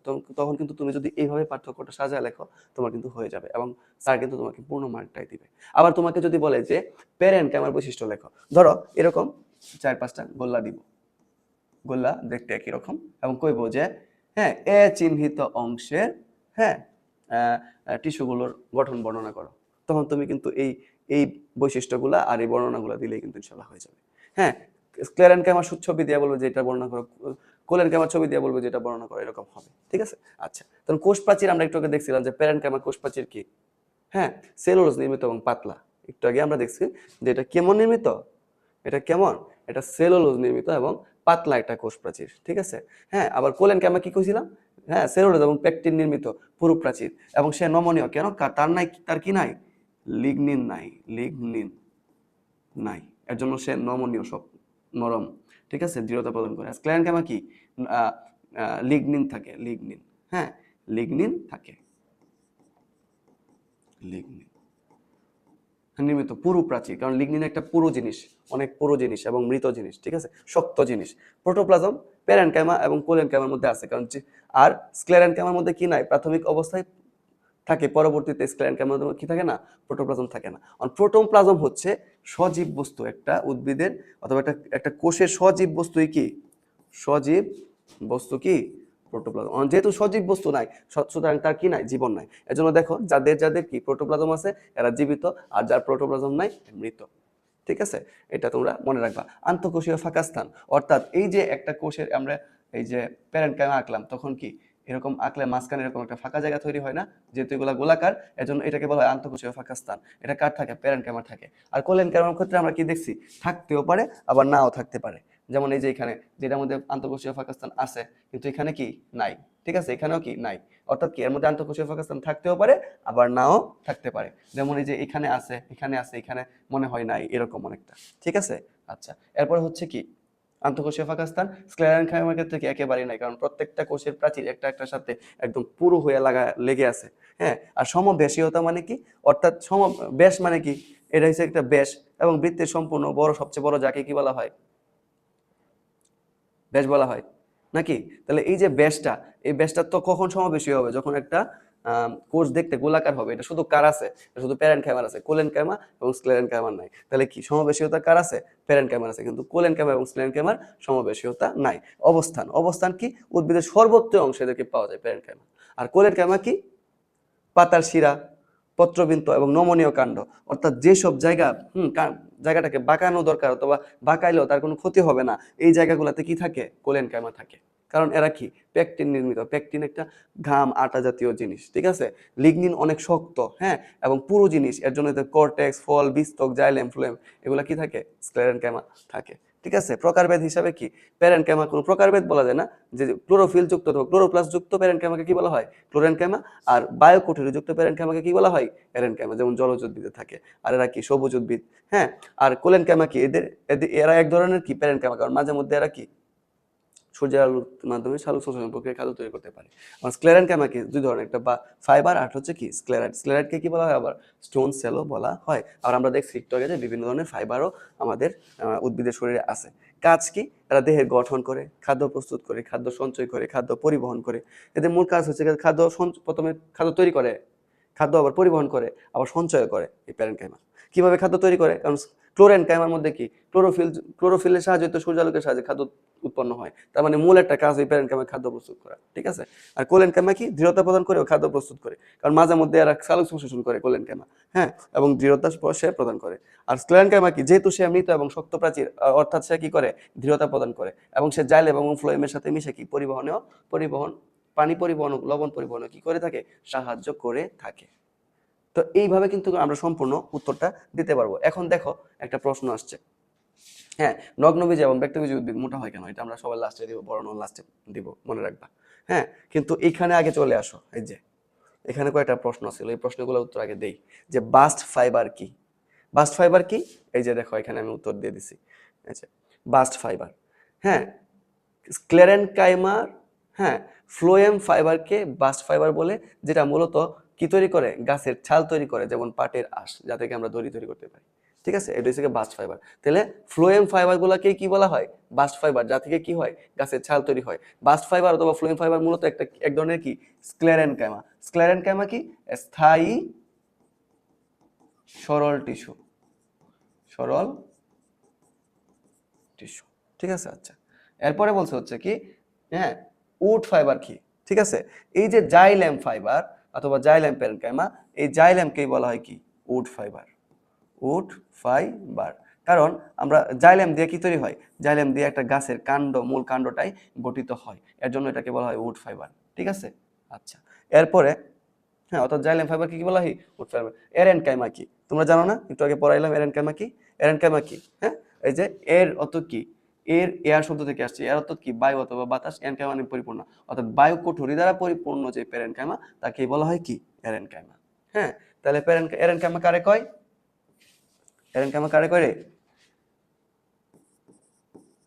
বায়ু কোঠরি দ্বারা পরিপূর্ণ প্যারেনকাইমাকে বলে এরেনকাইমা।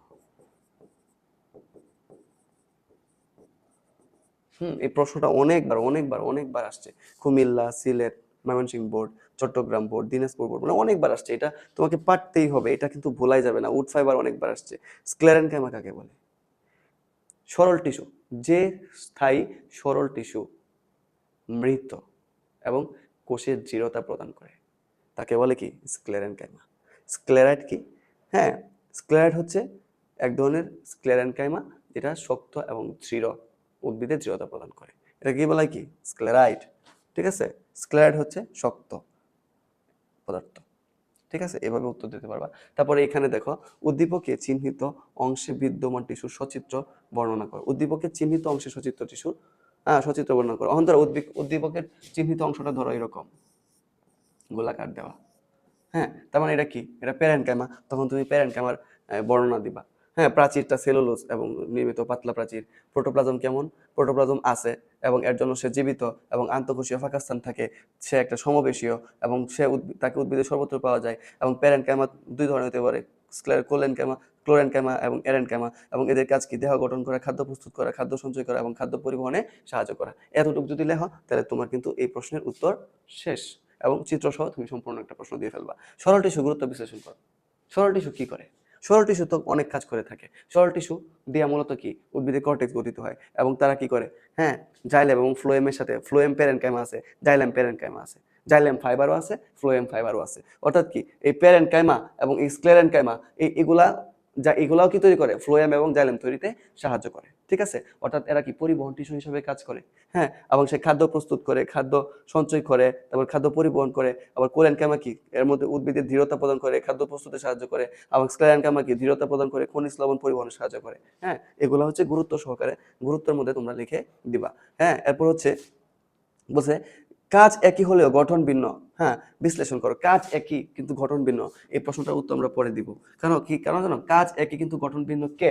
জটিল টিস্যু। এজন এখানে জটিল টিস্যু বর্ণনা দিতে বলছে। ঠিক আছে, আমরা একটু পরে জটিল টিস্যু বর্ণনাটা পড়বো। হ্যাঁ, প্যারেনকাইমার গঠন বর্ণনা করো। হ্যাঁ, তার মানে কি? এই প্যারেনকাইমার বৈশিষ্ট্যগুলো তুমি লিখে দিলেই হয়ে যাবে ইনশাল্লাহ। তারপরে কোলেনকাইমা ও এখানে লিখতে চাইছিল স্ক্লেরেনকাইমা। হ্যাঁ, মিল ও অমিল ব্যাখ্যা করো। তাহলে কোলেনকাইমা আর স্ক্লেরেনকাইমার মধ্যে মিল আর অমিল ব্যাখ্যা করতে হয়েছে। আগে প্যারেনকাইমা কোলেন কি কি বলছে? যে কোলেনকাইমা ও স্ক্লেরেনকাইমার মধ্যে, কোলেনকাইমা ও স্ক্লেরেনকাইমার মধ্যে অমিল বর্ণনা করতে বলছে। কোলেনকাইমা এবং স্ক্লেরেনকাইমার মধ্যে মিল কি? এরা দুইজনেই সরল টিস্যু। এরা দুজনেই কি? সরল টিস্যু। হ্যাঁ, এরপরে কি? এরা দুজনেই কি? কোষের দৃঢ়তা প্রদান করে। ঠিক আছে, হ্যাঁ, দুইজন কি? কোষের দৃঢ়তা করে। অমিল কি? এটার মধ্যে কি? প্রোটোপ্লাজম আছে, এটার মধ্যে প্রোটোপ্লাজম নাই। ঠিক আছে, আবার এটার মধ্যে কি? এটা সে জীবিত, এটা কি? মৃত। হ্যাঁ, তারপর এখানের মধ্যে আন্তঃকোষীয় ফাঁকাস্থান থাকতে পারে, নাও থাকতে পারে। আর এখানে একবারেই থাকে না। ঠিক আছে, আবার মিল কি কি আছে? এরা হচ্ছে পুরু প্রাচীর, এটাও পুরু প্রাচীর বিশিষ্ট, এটাও পুরু প্রাচীর বিশিষ্ট। এও সমবেশীয় নয়, এও সমবেশীয় নয়। ঠিক আছে, তো এরকম কয়েকটা মিল এবং অমিল তুমি লিখতেই পারবা, তুমি যদি পারো।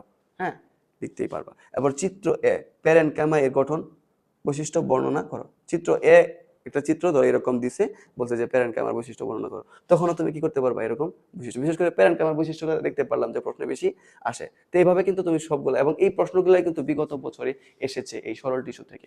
এই প্রশ্নগুলোর উত্তর তুমি যদি পারো, অর্থাৎ তুমি যদি এই ছকটাকে ভালোভাবে পড়তে পারো, তাহলে মোটামুটি প্যারেনকাইমার সবগুলা মানে সরল টিস্যু থেকে যে কোনো ধরনের প্রশ্নের উত্তর তুমি দিতে সক্ষম হবা ইনশাল্লাহ। ঠিক আছে, এই তো। তাহলে আমাদের প্যারেনকাইমা শেষ, সরল টিস্যু শেষ। এখন আমরা পড়বো হচ্ছে কি? জটিল টিস্যু। আমরা জানি যে স্থায়ী টিস্যু দুই ধরনের, এটা হচ্ছে সরল টিস্যু, একটু আগে আমরা মাত্র আলোচনা করলাম, প্যারেনকাইমা, কোলেনকাইমা, স্ক্লেরেনকাইমা। এখন আমরা পড়বো হচ্ছে জটিল টিস্যু।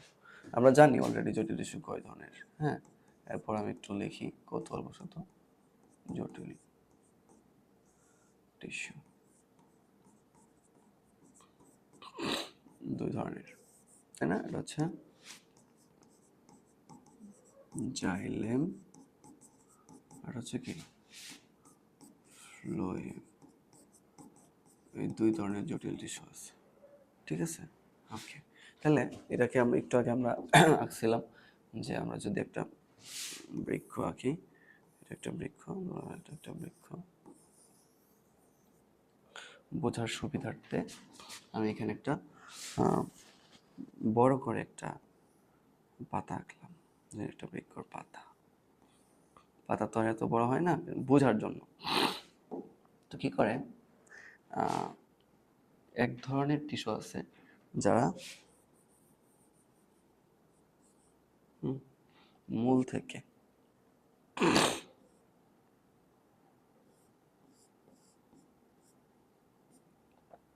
যারা মূল থেকে পানি পাতায় পৌঁছায়। এক ধরনের টিস্যু আছে যারা মূল থেকে পানি পাতায় পৌঁছায়।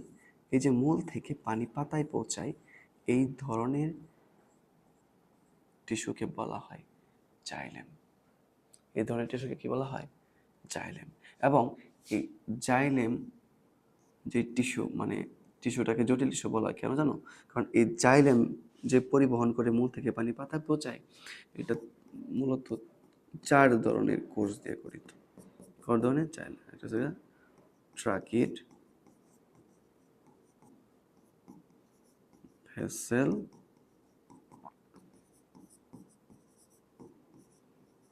জাইলেম প্যারেনকাইমা,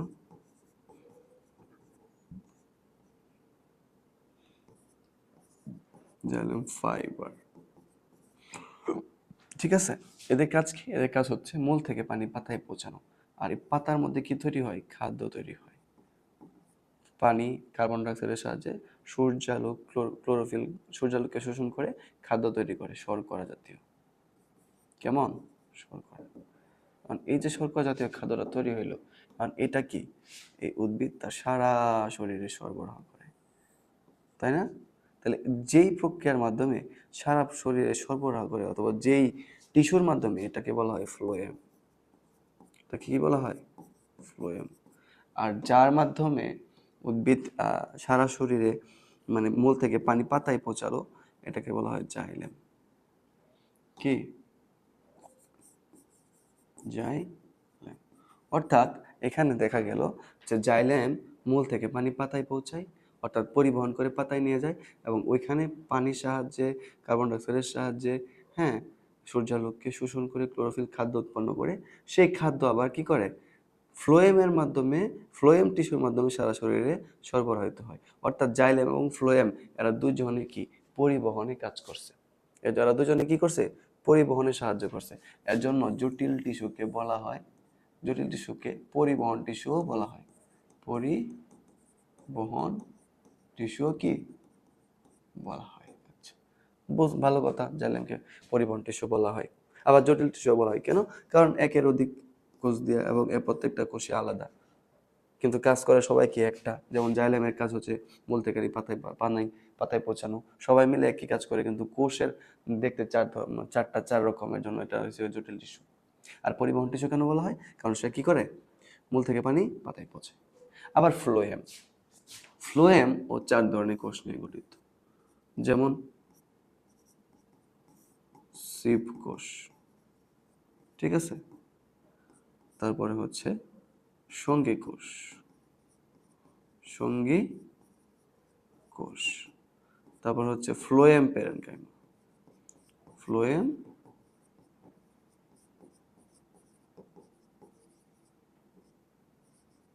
কাই,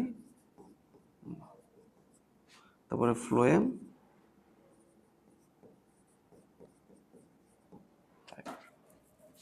ঠিক আছে। এই 4 ধরনের কোষ নিয়ে কি গঠিত? ফ্লোয়েম গঠিত। এবং এই ফ্লোয়েম কি করে?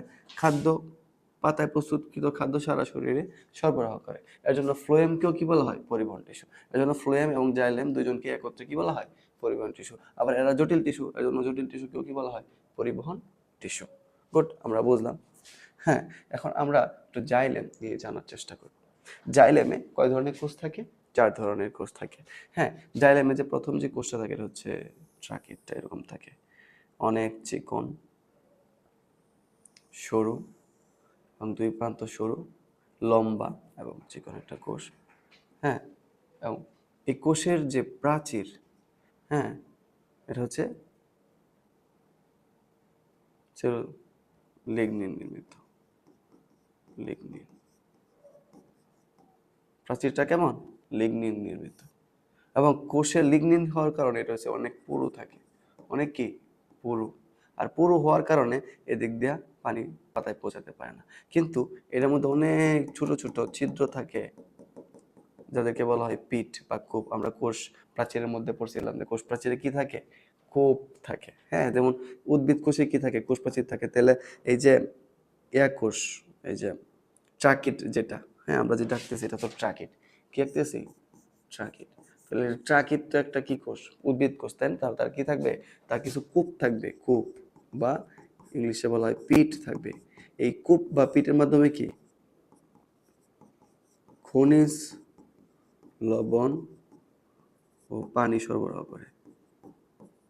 সরবরাহ করে এক কোষ থেকে আরেক কোষে খনিজ লবণ সহ পানি সরবরাহ করে। এবং লিগনিন নির্মিত এবং পুরু প্রাচীর। এবং এটা একটা মৃত কোষ। এবং এটা কি মৃত কোষ। আচ্ছা, ঠিক আছে, খুব ভালো জানলাম। এরপরে এই যে জাইলেম, জাইলেমের জাইলেম জাইলেমের আরেকটা কোষ আছে, এটার নাম হচ্ছে ভেসেল। ভেসেল কোষটা মূলত দেখতে এরকম। ধরো এটা একটা ভেসেল,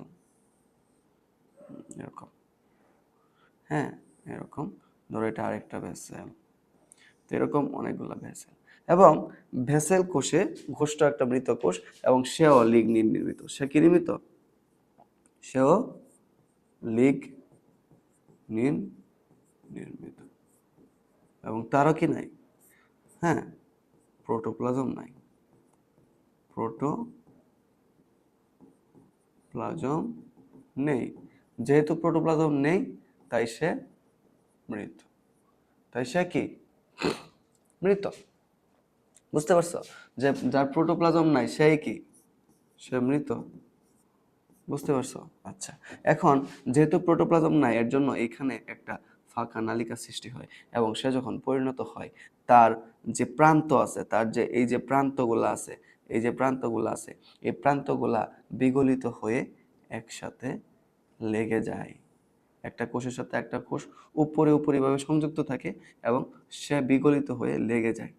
হ্যাঁ, লেগে যায় একটা নালিকার সৃষ্টি করে। নালিকার সৃষ্টি করে। প্রথমে এটা এরকম ছিল এবং এমন ছিল, এবং পরবর্তীতে এটা কি এরকম নালিকা সৃষ্টি করে। এবং প্রান্তগুলো, একদম প্রান্তগুলো, এই যে প্রান্তগুলো, এই প্রান্তগুলো কি প্রান্তের যে প্রাচীর, এগুলা বিগলিত হয়ে যায়, বিদীর্ণ হয়ে এটা নালিকার সৃষ্টি করে। ওই নালিকা দিয়া কি হয়? মূল থেকে পানি পাতায় পৌঁছায়। ধরলাম এগুলা পানির কণা আর কি। মূল থেকে পানি পাতায়, হ্যাঁ, পানি পানি পাতায় পৌঁছায়। অর্থাৎ জাইলেম কি শুধু পানি সংবহন করে, পানি ও খনিজ সংবহন করে। বুঝতে পারছো? পানি ও খনিজ সংবহন করে জাইলেম। ঠিক আছে, এভাবে কি করে? সে একটা নালিকা সৃষ্টি করে, সবগুলা ভেসেল মিলে একটা ভেসেল আর একটা ভেসেল সবগুলা কি প্রান্তগুলা বিদীর্ণ হয়ে একটা নালিকা সৃষ্টি করে, যার মাধ্যমে মূল থেকে পানি পাতায় পৌঁছায়। বুঝতে পারছো? এভাবে সে কাজটা করে থাকে। এরপরে আরেকটা কোষ আছে, তাহলে এটার নাম কি? এটার নাম হচ্ছে ভেসেল, নাকি? ভেসেল। এটাই কিন্তু মূলত জাইলেমের প্রথম এবং প্রধান কোষ এটা, এই ট্রাকিট আর ভেসেল। এরপরে জাইলেম প্যারেনকাইমা। প্যারেনকাইমার কাজ কি? প্যারেনকাইমার কাজ হচ্ছে কোষের খাদ্য খাদ্য সঞ্চয় করা। প্রথমে সে খাদ্য প্রস্তুত করা। হ্যাঁ, জাইলেম প্যারেনকাইমা, জাইলেম প্যারেনকাইমা। এর কাজ কি? এর কাজ হচ্ছে প্রথমে খাদ্য প্রস্তুত করা। প্রস্তুত করা। প্যারেনকাইমার কাজ কি? খাদ্য প্রস্তুত করা, খাদ্য সঞ্চয় করা, খাদ্য পরিবহন করা। আগে পরিবহন করে, পরে সঞ্চয় করে। ওই ধর পরিবহন করে, তারপরে সঞ্চয় করে। ঠিক আছে, এরপরে আরো অনেক কাজ থাকে, হ্যাঁ, যেমন এদের সহায়ক হিসেবে সে কাজ করে। হ্যাঁ, তারপরে হচ্ছে xylem fibre, xylem fibre, fibre. আচ্ছা, হ্যাঁ, তো অনেক শক্ত, হ্যাঁ কি অনেক শক্ত একটা কোষ, এবং এও কিন্তু সেলুলোজ লিগনিন নির্মিত, লিগনিন নির্মিত। এবং এও কি, এ মূলত কি করে, জাইলেমের, জাইলেম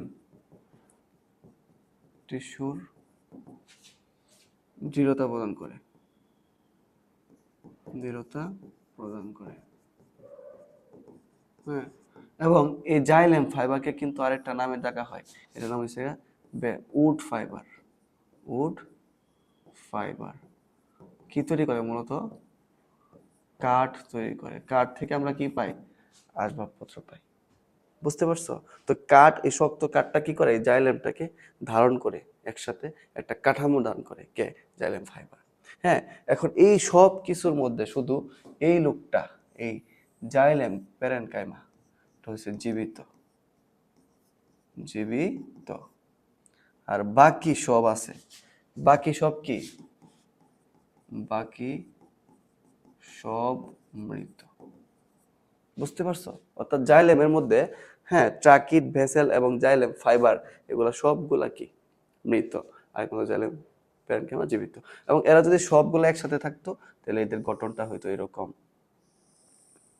এটা জাইলেম ফাইবার, এবং ট্রাকিডের কোষগুলা খাটো হয়, কিন্তু কি হয়, মোটা হয়, এবং সে সরু নালিকা সৃষ্টি করে। হ্যাঁ, এরা কি করে, এরকম বিদীর্ণ হয়, বিদীর্ণ হয়, বিদীর্ণ হয়ে কি করে, বিদীর্ণ হয়ে সরু নালিকা সৃষ্টি করে ট্রাকিড।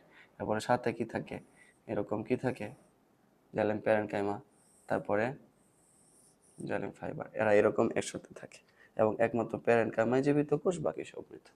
ঠিক আছে, এই হইলো তোমাদের জাইলেম। এবং এটার মাধ্যমে কি হয়, মূল থেকে পানি পাতায় পৌঁছায়। এর কাজ শুধু একটাই, মূল থেকে পানি এবং খনিজ লবণ পাতায় পৌঁছায়। আচ্ছা, তাহলে এখান থেকে কি কি প্রশ্ন আছে, জাইলেম ট্রাকিড ভেসেল থেকে ভিন্ন ব্যাখ্যা করো। জাইলেম ট্রাকিড ভেসেল থেকে, জাইলেমে, হ্যাঁ, জাইলেমে ট্রাকিড ভেসেল থেকে ভিন্ন ব্যাখ্যা করো। ট্রাকিড ভেসেল থেকে ভিন্ন, অবশ্যই ভিন্ন। কারণ কি, ট্রাকিড একটা লম্বা কোষ, কি কোষ, লম্বা, লম্বা। হ্যাঁ, এবং দুই প্রান্ত সরু, দুই প্রান্ত সরু। ঠিক আছে, দুই প্রান্ত কি, সরু। আচ্ছা, এটা এখানেই আঁকি, এটা একটা লম্বা কোষ, লম্বা, লম্বা, দুই প্রান্ত সরু, দুই প্রান্ত সরু, লম্বা, দুই প্রান্ত সরু। তারপরে কি, তারপরে হচ্ছে লিগনিন নির্মিত, লিগনিন, লিগনিন নির্মিত। ঠিক আছে, এবং পিঠ যুক্ত, পিঠ বা খুব যুক্ত, যার মাধ্যমে পানি ও খনিজ লবণ সরবরাহ করে। ঠিক আছে, প্রথম হয়েছে কি, প্রথম হয়েছে লম্বা, দুই প্রান্ত সরু, লিগনিন নির্মিত, এবং পিঠ এবং কূপ যুক্ত, যার মাধ্যমে কি করে,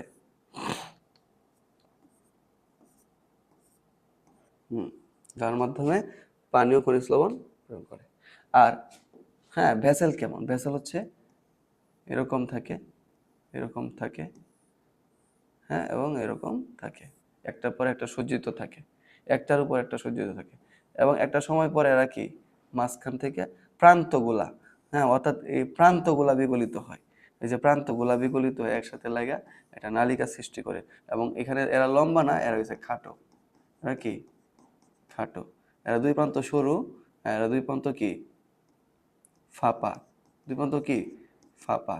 এরা লিগনিন নির্মিত, এরাও লিগনিন নির্মিত। এরা পিঠ যুক্ত, এরা পিঠ নেই, এদের কি নাই, পিঠ নাই। এরা খনিজ লবণ সহকারে, এরা কি শুরু করে, এরা পানিও কি, মূল থেকে পানি পাতায় পৌঁছায়। অর্থাৎ এদের গঠনগতভাবে কি এবং দিকগতভাবে কি কিছু পার্থক্য আছে এবং এরা মৃত, এদের কি নাই, প্রোটোপ্লাজম নাই। আচ্ছা ঠিক আছে, জাইলেমকে পরিবহন টিস্যু বলা হয় কেন? হ্যাঁ, এই প্রশ্নের উত্তর তোমরা কি দিতে পারবে না? কারণ আমরা জানি জাইলেম হচ্ছে, প্রথমে বলবো জাইলেম হচ্ছে একটা জটিল স্থায়ী টিস্যু। জাইলেম একটা কি জটিল স্থায়ী টিস্যু এবং জাইলেম 4 ধরনের কোষ দিয়ে গঠিত: ট্রাকিট, বেসেল, জাইলেম প্যারেনকাইমা এবং জাইলেম ফাইবার।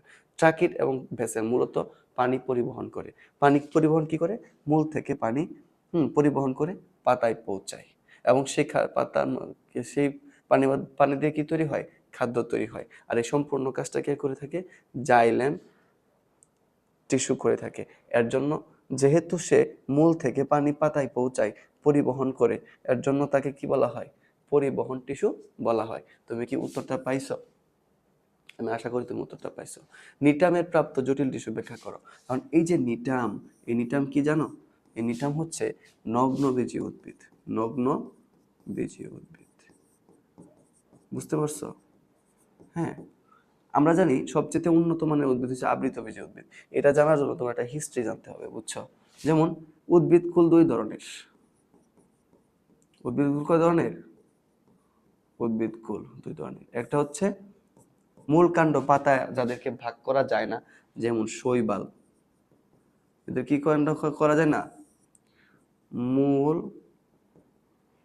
কাণ্ড পাতা, হ্যাঁ, এদেরকে একসাথে ভাগ করা যায় না, ভাগ করা যায় না। আরটা হচ্ছে কি শৈবাল, আর হচ্ছে মূল কাণ্ড পাতায় ভাগ করা যায়। মূল কাণ্ড পাতায় ভাগ করা যায়। আচ্ছা, মূল কাণ্ড পাতায় কাদেরকে ভাগ করা যায় জানো? 3 ধরনের উদ্ভিদকে। অর্থাৎ এদের কাণ্ড আছে, অর্থাৎ এরা হচ্ছে কি, এরা হচ্ছে এই শৈবালগুলা কিরকম থাকে? একদম এরকম, হ্যাঁ, স্যাঁতস্যাঁতে পানির মধ্যে একদম মূলের সাথে লাগানো থাকে। হ্যাঁ, অর্থাৎ কি মাটির সাথে লাগানো থাকে। এর জন্য এদের কি আলাদা করে পানি সংবহন তন্ত্র প্রয়োজন হয় না। কিন্তু এই যে এই মূল কাণ্ড যাদেরকে ভাগ করা যায়, এরা হচ্ছে কি, এরা হচ্ছে এরকম উদ্ভিদের মতো। অর্থাৎ এদের কাণ্ড আছে, এর জন্য কি এদের, হ্যাঁ, খাদ্য তৈরির জন্য পানি মূল থেকে পাতায় পৌঁছাইতে হয়। পানি কি মূল থেকে পাতায় পৌঁছাইতে হয়। তাহলে এই যে মূল থেকে পানি পাতায় পৌঁছায়, এটা কিসের মাধ্যমে পৌঁছায়? পানি সংবহন তন্ত্রের মাধ্যমে। ঠিক আছে, অর্থাৎ একটা নালিকার মাধ্যমে, একটা পাইপের মাধ্যমে পৌঁছায়। হ্যাঁ, তো এরকম যাদের মূলকাণ্ড পাতায় ভাগ করা যায়, এদের কি আছে? এদের এরকম কোনো না কোনো একটা পরিবহন টিস্যু আছে যা কি করে মূল থেকে পানি পাতায় পৌঁছায়। এরকম কয় ধরনের উদ্ভিদ? এরকম হচ্ছে 3 ধরনের। যেমন ফার্নবর্গীয়, তারপরে কি বর্গীয়? মস সরি নগ্নবীজী, নগ্নবীজী, তারপর কি আবৃতবীজী, আবৃতবীজী। নগ্নবীজীকে আবার একটা নামে ডাকা হয়, এটা বলা হয় ব্যক্তবীজী। মানে কথা ব্যক্ত করা, প্রকাশ করা। নগ্ন মানে কি, মানে বীজটা দেখা যায়, এজন্য এটাকে নগ্নবীজী। ব্যক্ত মানে কি, প্রকাশ করা, অর্থাৎ প্রকাশিত, মানে মনে হয় যে ওই গাছের বীজটা দেখা যায়, আর ফল হয় না, শুধু বীজ হয়, এজন্য এটাকে বলা হয় নগ্নবীজী। আর আবৃতবীজী কি, যেটার ফল দিয়া বীজটা ঢেকে থাকে এবং যার ফল দেখা যায় না, এটা কি বলা হয়? কি আবৃতবীজী। যেমন আম, জাম, এগুলা। ঠিক আছে, আবৃতবীজী আবার 2 ধরনের, একবীজপত্রী, দ্বিবীজপত্রী। ঠিক আছে, আবৃতবীজীকে আবার গুপ্তবীজীও বলা হয়, গুপ্তবীজীও কি বলা হয়। এখন এই যে আবৃতবীজী, এরা হচ্ছে সবচেয়ে উন্নত, সবচেয়ে উন্নত। হ্যাঁ, এরা হচ্ছে কি সবচেয়ে উন্নত এই আবৃতবীজী। হ্যাঁ, এরপরে একটু কম উন্নত নগ্নবীজী। এই আবৃতবীজীর মধ্যে হচ্ছে কি উদ্ভিদের xylem, phloem, xylem parenchyma, phloem parenchyma সব কি, সরি, ট্রাকিট, বেসেল, হ্যাঁ, জাইলেম প্যারেনকাইমা, জাইলেম ফাইবার সব কিছু আছে। কিন্তু নগ্নবীজী উদ্ভিদের সব কিছু নাই। তবে নগ্নবীজী উদ্ভিদের নাই, তবে নগ্নবীজী উদ্ভিদের মধ্যে একটা উদ্ভিদ আছে যার নাম হচ্ছে নিটাম। যার নাম কি? নিটাম। হ্যাঁ, এটা হচ্ছে উন্নত নগ্নবীজী উদ্ভিদ। উন্নত, সবচাইতে উন্নত নগ্নবীজী উদ্ভিদ কি? নিটাম। তো এই নিটামের, হ্যাঁ, প্রাপ্ত জটিল টিস্যু ব্যাখ্যা করো। আর এই নিটামের মধ্যে কি থাকে জানো? এই নিটামের মধ্যে, নিটাম মূলত থাকে হচ্ছে কি ভেসেলের মধ্যে থাকে। এখন বলছি যে নিটামের প্রাপ্ত জটিল টিস্যুর ব্যাখ্যা করো। তাহলে এই যে নিটাম একটা হচ্ছে নগ্নবীজী উদ্ভিদ, যেটা কি আবৃতবীজী উদ্ভিদ থেকে একটু অনুন্নত। হ্যাঁ, অর্থাৎ কি এদের শুধু বীজ হয়, এদের ফল হয় না। হ্যাঁ, ফার্নবর্গীয় উদ্ভিদের কি হয় না, বীজ ফল কোনোটাই হয় না। এখানে শুধু কি হয়, বীজ হয়। আর এখানে বীজ ফল কি দুইটাই হয়। বুঝতে পারছো? তার মানে এর একটু কম উন্নত, এরা একটু উন্নত, এটা সবচেয়ে বেশি উন্নত। আর নগ্নবীজী উদ্ভিদের মধ্যে শুধু ভেসেল থাকে। শুধু কি থাকে, ভেসেল থাকে। আর মূলত সে কি চাইছে, নিটামের প্রাপ্ত জটিল টিস্যু ব্যাখ্যা করো। তাহলে নিটামের প্রাপ্ত জটিল টিস্যু কি, ভেসেল। এর জন্য ভেসেলটাকে ব্যাখ্যা করতে বলতেছে। তাহলে ভেসেলটা কেমন? হ্যাঁ, ভেসেলটা কেমন? ভেসেলটা হচ্ছে একটা কি, খাটো খাটো নালাকার একটা কোষ, এবং এর কি প্রান্তদ্বয় কি হয়, বিদীর্ণ হয়ে একটা নালিকা সৃষ্টি করে, যে নালিকা দিয়ে কি হয়, মূল থেকে পানি প্রাপ্তি পৌঁছায়, এবং সে একটা পরিবহনে কাজ করে। এবং তার কি থাকে না, প্রোটোপ্লাজম থাকে না। প্রোটোপ্লাজম নেই। কারণ প্রোটোপ্লাজম না থাকার কারণে এর যে মাঝখানের জায়গাটা, এটা ফাঁপা। এটা কেমন, ফাঁপা, অর্থাৎ কি ফাঁকা। হ্যাঁ, অর্থাৎ কি এদিক দিয়ে কি পানি পাতায় পৌঁছাইতে পারে, পানি যাইতে পারে। বুঝতে পারছো? এটাই হচ্ছে এর বৈশিষ্ট্য। সুন্দর করে লিখতে হবে চিত্র সহ। ট্রাকিটের গঠন বৈশিষ্ট্য বর্ণনা করো এবং কাজ ব্যাখ্যা করো। তো ট্রাকিট কেমন? ট্রাকিট লম্বা, ট্রাকিট দুই প্রান্ত সরু, লিগনিন নির্মিত প্রাচীর থাকে, এবং এর মধ্যে কি লিগনিন থাকার কারণে আর সে কি অনেক পুরু, অনেক কি পুরু। আর অনেক পুরু থাকার কারণে দিক দিয়ে কি পানি আসা যাওয়া করতে পারে না। এর জন্য পানি আসা, আল্লাহ তাদেরকে আরেকটা বিশেষ জিনিস দিয়েছে, পিট বা কূপ, যেটা দিয়ে সে কি, যার মাধ্যমে পানি ও খনিজ লবণ একটা কোষ থেকে একটা কোষে আড়াআড়িভাবে কি করে, সরবরাহ করে। এই তো হয়ে গেল। ঠিক আছে, ট্রাকিটের গঠন বৈশিষ্ট্য। তারপর হচ্ছে পরিবহন টিস্যুকে জটিল টিস্যু বলা হয় কেন? কেন পরিবহন টিস্যুকে জটিল টিস্যু বলা হয়? এটার উত্তর কিন্তু অলরেডি আমি দিয়ে দিছি। কেন দেখো, কারণ আমরা জানি জাইলেম এবং ফ্লোয়েম এরা কি করে, জাইলেম মূল থেকে পানি পাতায় পৌঁছায়, সেই পাতা পানি দিয়ে খাদ্য তৈরি হয়, সেই খাদ্য আবার ফ্লোয়েম কি করে, সারা শরীরে সরবরাহ করে। হ্যাঁ, এখন জাইলেম এবং ফ্লোয়েম দুইজনের, এই দুইজনেরই কি এসে পরিবহন হিসেবে পরিবহন টিস্যু হিসেবে কাজ করে। ঠিক আছে, এখন দুইজনেরই কি, এই দুইজনের 4 ধরনের কোষ আছে। অর্থাৎ এক একটা কোষ এক এক রকমের। যেহেতু এক একটা কোষ এক এক রকমের, অর্থাৎ কি এরা একই ধরনের কাজ করে, কিন্তু কোষ একটা থেকে একটা ভিন্ন। এর জন্য, আর যাদের কোষ একটা থেকে একটা ভিন্ন, হ্যাঁ, কিন্তু এরা সবাই মিলে একই কাজ করে, তাদেরকে বলা হয় জটিল টিস্যু। এর জন্য পরিবহন টিস্যুকে জটিল টিস্যু বলা হয়। ঠিক আছে, ওকে। এটা খুব সহজ একটা উত্তর। এভাবে তুমি এই উত্তরটা লিখলে 4 মার্ক পেয়ে যাবে ইনশাল্লাহ। এই তো, তাহলে আমাদের জাইলাম শেষ। এখন আমরা পড়বো হচ্ছে ফ্লোয়েম। আমরা তো ফ্লোয়েম নিয়ে অলরেডি পড়লামই না, যে ফ্লোয়েম 4 ধরনের কোষ দিয়ে গঠিত না, 4 ধরনের কোষ নিয়ে গঠিত ফ্লোয়েম। তো এর মধ্যে একটা কোষ হচ্ছে কি, এর মধ্যে একটা কোষ হচ্ছে সিপ নল বা সিপ কোষ। ঠিক আছে, সিপ কোষটা হচ্ছে লম্বাটে এক ধরনের কোষ, লম্বাটে, এরকম লম্বাটে এক ধরনের কোষ। এবং প্রত্যেকটা সিপ কোষের প্রান্তে এরকম নালাকার ছিদ্র, সিপ প্লেট থাকে। সিপ প্লেট, এটা হচ্ছে সিপ কোষ। এটা কি, সিপ কোষ। আচ্ছা, এই প্রত্যেকটা কোষের মাঝখানে এরকম নালাকার থাকে, এবং সে এরকম লম্বাটে একটা কোষ, এবং তার প্রান্তগুলা এরকম ছিদ্রযুক্ত নালাকার থাকে। নিচের গুলো যেরকম ছিদ্রযুক্ত নালাকার থাকে, একদম লম্বা কোষ। এবং এই কোষের নিউক্লিয়াস নাই, নিউক্লিয়াস নেই। ভিডিও কি হইতেছে? নিউক্লিয়াস নেই। ঠিক আছে, কিন্তু কিন্তু সাইটোপ্লাজম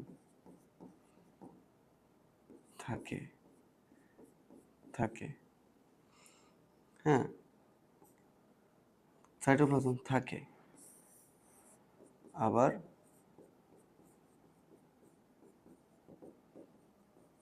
পরিণত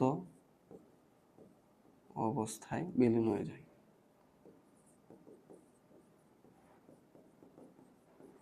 অবস্থায় থাকে না। বুঝতে পারছো? হ্যাঁ, এখন সাইটোপ্লাজম মূলত কি করে জানো? এদের সাইটোপ্লাজম অথবা প্রোটোপ্লাজম, এদের প্রাচীরের গা ঘেঁষে অবস্থান করে। সাইটোপ্লাজম প্রাচীরের গা ঘেঁষে অবস্থান করে। সাইটোপ্লাজম প্রাচীরের গা ঘেঁষে অবস্থান কম অবস্থান করে। আর প্রাচীরের গা ঘেঁষে অবস্থান করার কারণে বুঝছো এদের একটা ফাঁপা নালাকার নালার সৃষ্টি হয়। ফাঁপা কিসের সৃষ্টি হয়? নালার সৃষ্টি হয়। এই নালা দিয়ে কি করে, ওই যে পাতার মধ্যে যে খাদ্যটা তৈরি হয়েছে, হ্যাঁ, কিন্তু পাতার মধ্যে তৈরি হয় গ্লুকোজ। কি তৈরি হয়? গ্লুকোজ। কিন্তু গ্লুকোজটা সুক্রোজ হিসেবে সুক্রোজ হিসেবে কি এই পরিবাহিত হয় সিব নলের মাধ্যমে। বুঝতে পারছো? কিন্তু এর কি নাই, সে প্রকৃত কোনো নিউক্লিয়াস নাই। হ্যাঁ, এর প্রকৃত কোনো কি নাই, নিউক্লিয়াস নাই। এর মাধ্যমে একটা সিপ প্লেটের মাধ্যমে যে ছিদ্রগুলো আছে, এই ছিদ্র দিয়া, এই ছিদ্রের মাধ্যমে কি এই কোষ থেকে সারা শরীরে খাদ্য পরিবহন করে। হ্যাঁ, এর জন্য এই এই ফ্লোয়েম টিস্যুকে বলা হয় খাদ্য পরিবহনকারী টিস্যু। খাদ্য রস পরিবহনকারী টিস্যু। বুঝতে পারছো? খাদ্য পরিবহনকারী টিস্যু। এখন এই এই যে তোমার সিপ কোষ, কি কোষ? সিপ কোষ। তার কিন্তু প্রকৃত কোনো নিউক্লিয়াস নেই। আর নিউক্লিয়াস ছাড়া তো, নিউক্লিয়াস তো একটা কোষের সমস্ত কাজ নিয়ন্ত্রণ করে, তাই না? যেহেতু নিউক্লিয়াস না, কাজ নিয়ন্ত্রণ করবো কিভাবে? এর জন্য এই এর পাশে আরেকটা কোষ থাকে। এই কোষের নাম হচ্ছে সঙ্গী কোষ। এরকম থাকে। সে খাটো এবং লম্বা দীর্ঘ এরকম একটা কোষ। খাটো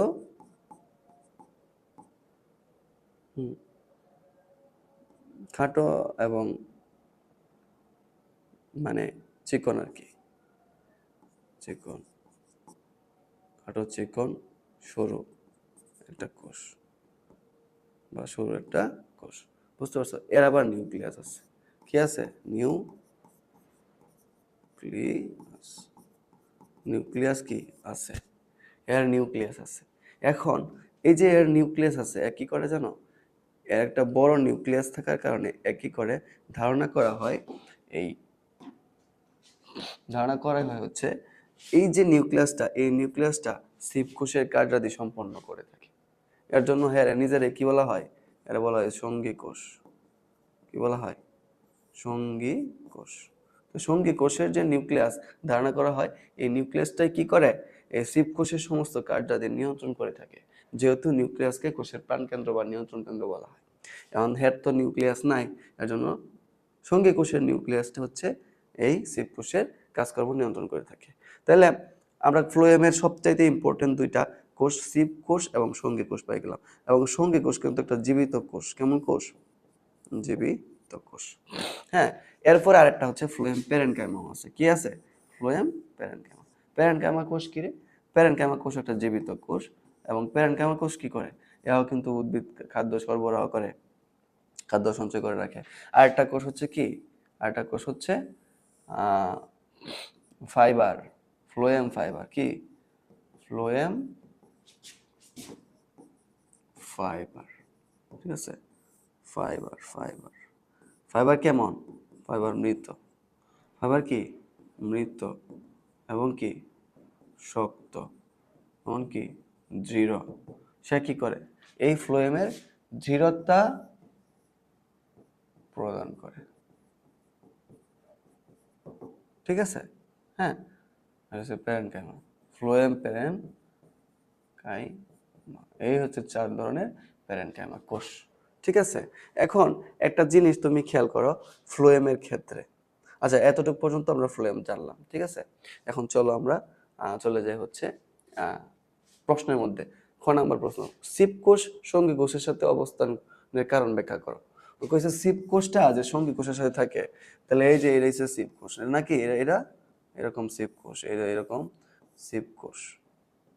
মনে কইতেছে এই যে সিপ কোষটা, এটা যে কার লগে থাকে? এটা যে সঙ্গী কোষের লগে থাকে, এর কারণটা কি রে? এর কারণটা কি? মাত্র কইলাম, এর কারণটা কি? হ্যাঁ, এর কারণ কি? এই যে সিপ কোষটা, এই সিপ কোষটা সঙ্গী কোষে থাকে, কারণটা কি? কারণ এর যে একটা নিউক্লিয়াস থাকে, এর কিন্তু নিউক্লিয়াস নাই। এই কারণে এই যে সিপ কোষের সমস্ত কার্যক্রম সে নিয়ন্ত্রণ করে। এবং হ্যাঁ, এটা তোমাকে বলতেই হবে, এই সিপ প্লেট, এগুলা কি সি প্লেট, মাঝখান দিয়ে ফাঁকা জায়গা আছে, এগুলো দিয়ে কি খাদ্য রস চলে আসে একদম উপর থেকে নিচ পর্যন্ত। হ্যাঁ, তো সি প্লেট দিয়ে কি গঠন, এখানে কি গঠিত হয়, সিব নল গঠিত হয়, সিব নল। এই সিব নলই তো সিব কি কোষ আদান প্রদান করে। তাহলে আর কি জীবকোষের জীবকোষ সঙ্গী কোষের সাথে অবস্থানের কারণ, কেন, কারণ সে তার যেহেতু কোষ না, সেহেতু সে নিজের কাছে তৈরি করতে পারে না। ধারণা করা হয় সঙ্গী কোষে যেহেতু একটা বড় নিউক্লিয়াস থাকে এবং যেটা জীবকোষের সাথে লাগানো থাকে, এটা তার কাজকর্ম নিয়ন্ত্রণ করে থাকে। এটা একটা ব্যাখ্যা, ঠিক আছে। এবং সঙ্গী কোষে ও কোষের নিয়ন্ত্রণ কোষ বলা হয় কেন, সঙ্গী কোষকে কেন কোষের নিয়ন্ত্রণ কোষ বলা হয়, কেন, কারণ এই যে জীবকোষের নিউক্লিয়াস নাই, নিউক্লিয়াস নাই, আর হের কি আছে, নিউক্লিয়াস আছে। এই কারণে কি সঙ্গী কোষ, হ্যাঁ, কারে নিয়ন্ত্রণ করে, কোষের নিয়ন্ত্রণ, এখানে সিপ কোষের নিয়ন্ত্রণ লেখা আছে, সিপ কোষের নিয়ন্ত্রণ কোষ বলা হয়, ঠিক আছে। ফ্লোয়েমের শারীরবৃত্তীয় অর্থনৈতিক উভয় দিক থেকেই গুরুত্ব বিশ্লেষণ করে, এটা একটা ঘ নাম্বার প্রশ্ন। এখানে তুমি আমাকে, যেহেতু এটা ঘ নাম্বার প্রশ্ন, এখানে একটু ইলাবোরেটলি আলোচনা করতে হবে। কিভাবে, যে প্রথমে তুমি বলবা যে একটা গাছের পরিবহনের ক্ষেত্রে, হ্যাঁ, একটা গাছের পরিবহনের ক্ষেত্রে আমরা জানি, হ্যাঁ, জাইলেম কি করে, মূল থেকে পানি পাতায় পৌঁছায়, এবং সেই পাতায় যে পৌঁছায়, সেই পাতার মধ্যে যে খাদ্য তৈরি হয়, পাতার মধ্যে যে খাদ্যটা তৈরি হয়, সেই খাদ্যটা ফ্লোয়েম কি করে, সারা শরীরে সরবরাহ করে। এবং ফ্লোয়েমে প্রায় 4 ধরনের কোষ আছে, যারা সবাই মিলে কি করে, এই সারা শরীরে সরবরাহ করে। সারা শরীরে সরবরাহ করে কি করে, কিছু খাদ্য সঞ্চয় করে রাখে, খাদ্য সঞ্চয় করে রাখে, হ্যাঁ, উদ্ভিদের শরীরে সঞ্চয় করে রাখে না, কিছু খাদ্য কি করে, একটা শারীরবৃত্তীয় কাজ, সে কি, উদ্ভিদ সে কোষ বিভাজন করে সে বড় হতে থাকে, হ্যাঁ, এবং তার ক্ষয়পূরণ বৃদ্ধি সাধন করে, হ্যাঁ, এবং কি সে নিজে বেঁচে থাকে, এটা হচ্ছে শারীরবৃত্তীয় কাজ। আর অর্থনৈতিক কি, এই যে খাদ্য সঞ্চয় করে রাখে কিভাবে, এই যে ধরো যে এই যে গাছের মধ্যে কি হয়, গাছের মধ্যে ধরো কি হয়, আম হয় গাছের মধ্যে, তারপরে কি হয়, আপেল হয়, তারপরে গাছের মধ্যে আঙ্গুর ফল হয়, এই যে এগুলা হয়, এই ফলের মধ্যে কি থাকে, খাদ্য সঞ্চয় থাকে, খাদ্য সঞ্চয় থাকে, যা আমরা কি বিক্রি করে অর্থনৈতিক স্বাবলম্বী হতে পারি। ধান বিক্রি করে কৃষক স্বাবলম্বী হয়, ফল বিক্রি করে স্বাবলম্বী হয় কৃষক, ঠিক আছে। তো এগুলা করে কি সে কি স্বাবলম্বী হতে পারে, অর্থাৎ কি ফ্লোয়েম। আর এই স্বাবলম্বী হওয়ার কারণ কি, তাহলে এই পাতার মধ্যে যে খাদ্য তৈরি হয়েছে, এই খাদ্যটাই তো কি যায়, কোথায় যায়, ফলে যায়, কোথায় যায়, ফলে যায়, বীজে যায়, এটা সঞ্চিত হয়, এবং এটা আমরা আহ, এটা থেকে কি আমরা কি অর্থনৈতিকভাবে স্বাবলম্বী হতে পারি। আবার শারীরবৃত্তীয় কাজ কি, এই যে খাদ্যটা তৈরি হয়েছে, খাদ্যটা সারা শরীরে সরবরাহ হইলো, এতে কি উদ্ভিদ নিজে খাবার পাইলো, নিজে বেঁচে থাকলো, এবং সে নিজের বৃদ্ধি সাধন করলো। বুঝতে পারছো? তো এইটাকেই তুমি একটু গুছায় লিখবা। ওকে, তারপর শিবকোষ ও সঙ্গী কোষের গঠন ব্যাখ্যা করো। শিবকোষ কেমন, শিবকোষ লম্বা, শিবকোষ কেমন, লম্বা, এবং তার কি নাই, নিউক্লিয়াস নাই। হ্যাঁ, সাইটোপ্লাজম আছে, এবং সাইটোপ্লাজম সাইড দিয়ে থাকে, মাঝখান দিয়ে একটা সরু নালিকা সৃষ্টি হয়, এবং কোষ, হ্যাঁ, সিপ প্লেট থাকে, সিপ প্লেট এর মাঝখানে ছিদ্র থাকে, যা দিয়ে একটা সিব নালিকার, সিব নলের তৈরি হয়, যার মাধ্যমে কি করে, কোষ রস অথবা খাদ্য রস কি করে, হ্যাঁ, পাতা থেকে সারা শরীরে সরবরাহ হয়। এবং এর পাশে একটা কোষ থাকে, যেটা কি সরু ছোট খাটো, হ্যাঁ, একটা কোষ। এই কোষের মধ্যে কি থাকে, একটা নিউক্লিয়াস থাকে, হ্যাঁ, এবং সে সাইটোপ্লাজম থাকে, এবং সে একটা জীবিত কোষ, এবং সে একটা কি জীবিত কোষ।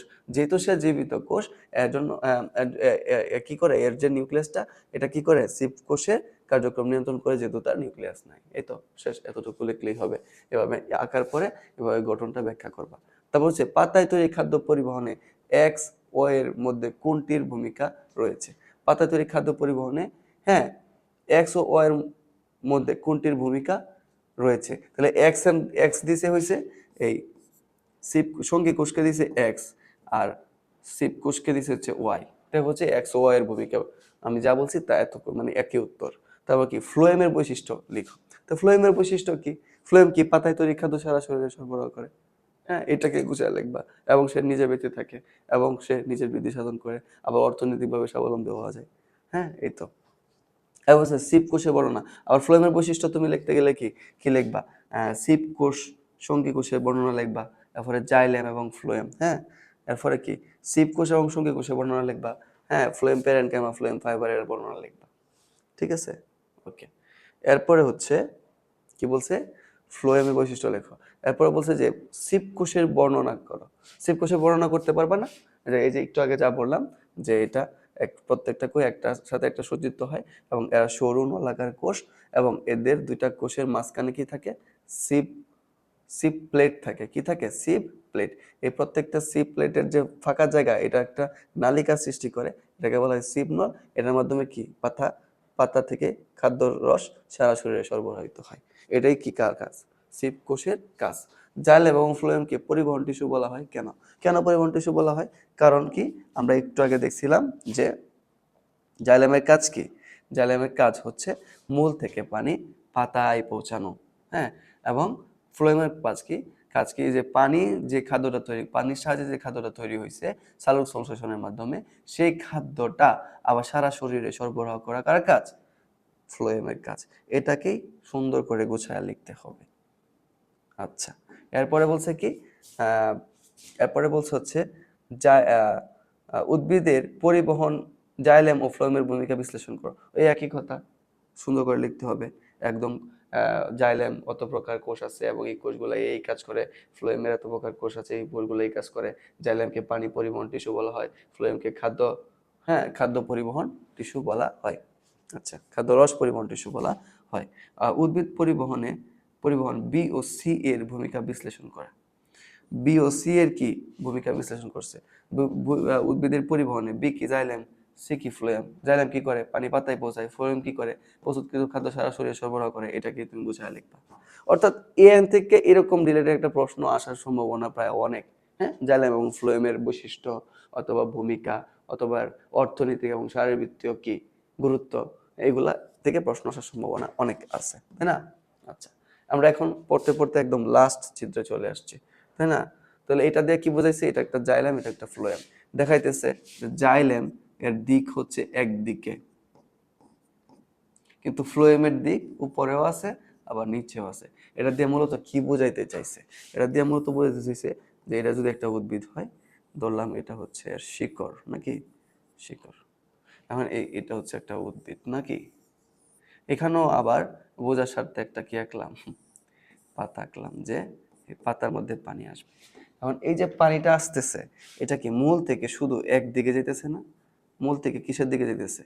মূল থেকে পাতার দিকে যেতেছে। কির দিকে? একদিকে। অর্থাৎ জাইলেমের যে প্রবাহ, জাইলেম, হ্যাঁ, ফ্লোয়েম, জাইলেমের যে প্রবাহ প্রবাহ প্রবাহ একমুখী। আর ফ্লোয়েমের প্রবাহ কি? ফ্লোয়েম কি করে? ফ্লোয়েম হয়েছে পাতার মধ্যে যে খাদ্যটা তৈরি হয়েছে, খাদ্য, হ্যাঁ, খাদ্যটা তৈরি হয়েছে, খাদ্য সারা শরীরে সরবরাহ করে। এবং কি তার মানে কি ফ্লোয়েমের যে প্রবাহ, এটা হচ্ছে বহুমুখী। বহুমুখী প্রবাহ হচ্ছে বহুমুখী। ঠিক আছে?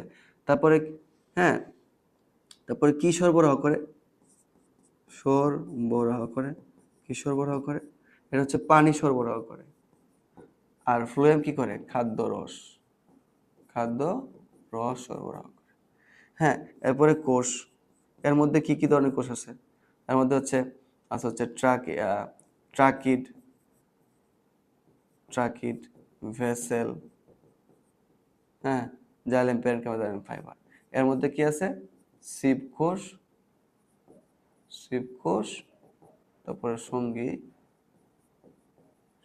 কোষ,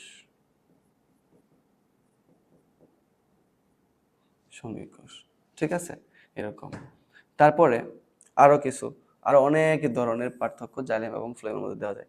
যেমন কোষগুলো বেশিরভাগ মৃত কোষ, বেশিরভাগ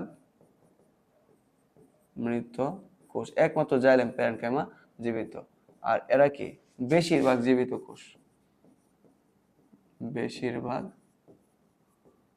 জীবিত। খালি একমাত্র ফাইবারটা হচ্ছে মৃত আর সবাই কি জীবিত। এভাবে তোমরা পার্থক্য লিখতে পারবে। তো এরই মাধ্যমে কিন্তু আমরা উদ্ভিদের সব পড়াশোনা কিন্তু প্রায় শেষ হয়ে গেল। আমরা কিন্তু অনেকগুলা স্লাইড পড়ে ফেলছি, অনেকগুলা উদ্ভিদ কিন্তু অনেক ভালো আলোচনা করে ফেলছি আমরা। হ্যাঁ, আমরা প্রথমে জানছি যে একটা টিস্যু কারে বলে। হ্যাঁ, টিস্যু কারে বলে, তো একগুচ্ছ কোষ যদি একসাথে কাজ করে তখন তাকে কি বলে, এবং উৎপত্তি অভিন্ন হলে তার টিস্যু বলে। মানে একগুচ্ছ কোষ যদি একই রকম হয় তাহলে সরল টিস্যু, ভিন্ন রকম হলে কি জটিল টিস্যু। ঠিক আছে, যেমন জাইলেম ফ্লোয়েম জটিল টিস্যু, হ্যাঁ, প্যারেনকাইমা কোলেনকাইমা স্ক্লেরেনকাইমা সরল টিস্যু। ঠিক আছে, এরপরে আমরা একটা উদ্ভিদ টিস্যুর একটা, হ্যাঁ, করছি, শ্রেণী বিন্যাস করছি অথবা প্রকারভেদ করছি। যা ভাজক টিস্যু কিভাবে, ভাজক টিস্যু কিভাবে কি করে, এবং ভাজক টিস্যু কখন স্থায়ী টিস্যু হয়ে যায়, আবার স্থায়ী টিস্যু আবার কখন সেকেন্ডারি ভাজক টিস্যু হয়, এবং এটা থেকে আবার কি হয়, এগুলো আমরা সম্পূর্ণটাই বোঝায় পড়ার চেষ্টা করছি। তারপরে আমরা এখান থেকে যে প্রশ্নগুলো সবগুলো সলভ করার চেষ্টা করেছি। এরপর আমরা কি করছি যে সরল টিস্যুগুলো কি কি এবং কার কি কি কাজ সবগুলো ব্যাখ্যা করার চেষ্টা করছি, এবং এর মধ্যে দিয়ে কি কি প্রশ্ন আসতে পারে, এবং এইখান থেকে যে ছকটা আসলেই সবগুলো প্রশ্নের উত্তর, ছকটা শিখলেই সবগুলো প্রশ্নের উত্তর দেওয়া যায়, এটা সম্পর্কে আমরা একটা মোটামুটি উত্তর সহ ধারণা নিলাম। এবং ইনশাল্লাহ এখান থেকেই সবগুলো এভাবেই, এটা পড়লে মোটামুটি সবগুলো প্রশ্ন কমন পড়বে। এরপর আমরা জটিল টিস্যু পড়লাম, জটিল টিস্যু কিভাবে পরিবহনে সাহায্য করে, কেন এদেরকে পরিবহন টিস্যু বলা হয়, জটিল টিস্যুগুলোকে। এরপরে হচ্ছে কেন পরিবহন টিস্যু বলা হয় এবং এদেরকে কেনই বা জটিল টিস্যু বলা হয়, কারণ এদের অনেকগুলা, এদের একের অধিক কি আছে, একের অধিক ধরনের কোষ আছে, এবং সকল কোষ মিলে কি করে, পরিবহন করে, এজন্য কি বলা হয়, পরিবহন টিস্যু বলা হয়। এবং এদের প্রত্যেকের ইন্ডিভিজুয়াল কাজগুলো আমরা দেখলাম, এবং তার সাথে সাথে আমরা প্রশ্নগুলো সলভ করলাম। আমি মনে করি, এবং আমি আশাবাদী, এভাবে যদি আমরা প্রত্যেকটা চ্যাপ্টারের প্রশ্ন সলভ করে দেই, তাহলে ইনশাল্লাহ তোমরা এখান থেকে খুব ভালো একটা ফিডব্যাক পাবে, পরীক্ষার হলে খুব ভালোভাবে তোমরা আনসার করার একটা সুযোগ পাবে ইনশাল্লাহ। তো আজকে এখানেই ইনশাল্লাহ তৃতীয় পার্টে আমরা প্রাণী টিস্যু নিয়ে আলোচনা করব। এ পর্যন্ত তোমরা সবাই ভালো থাকো। আসসালামু আলাইকুম।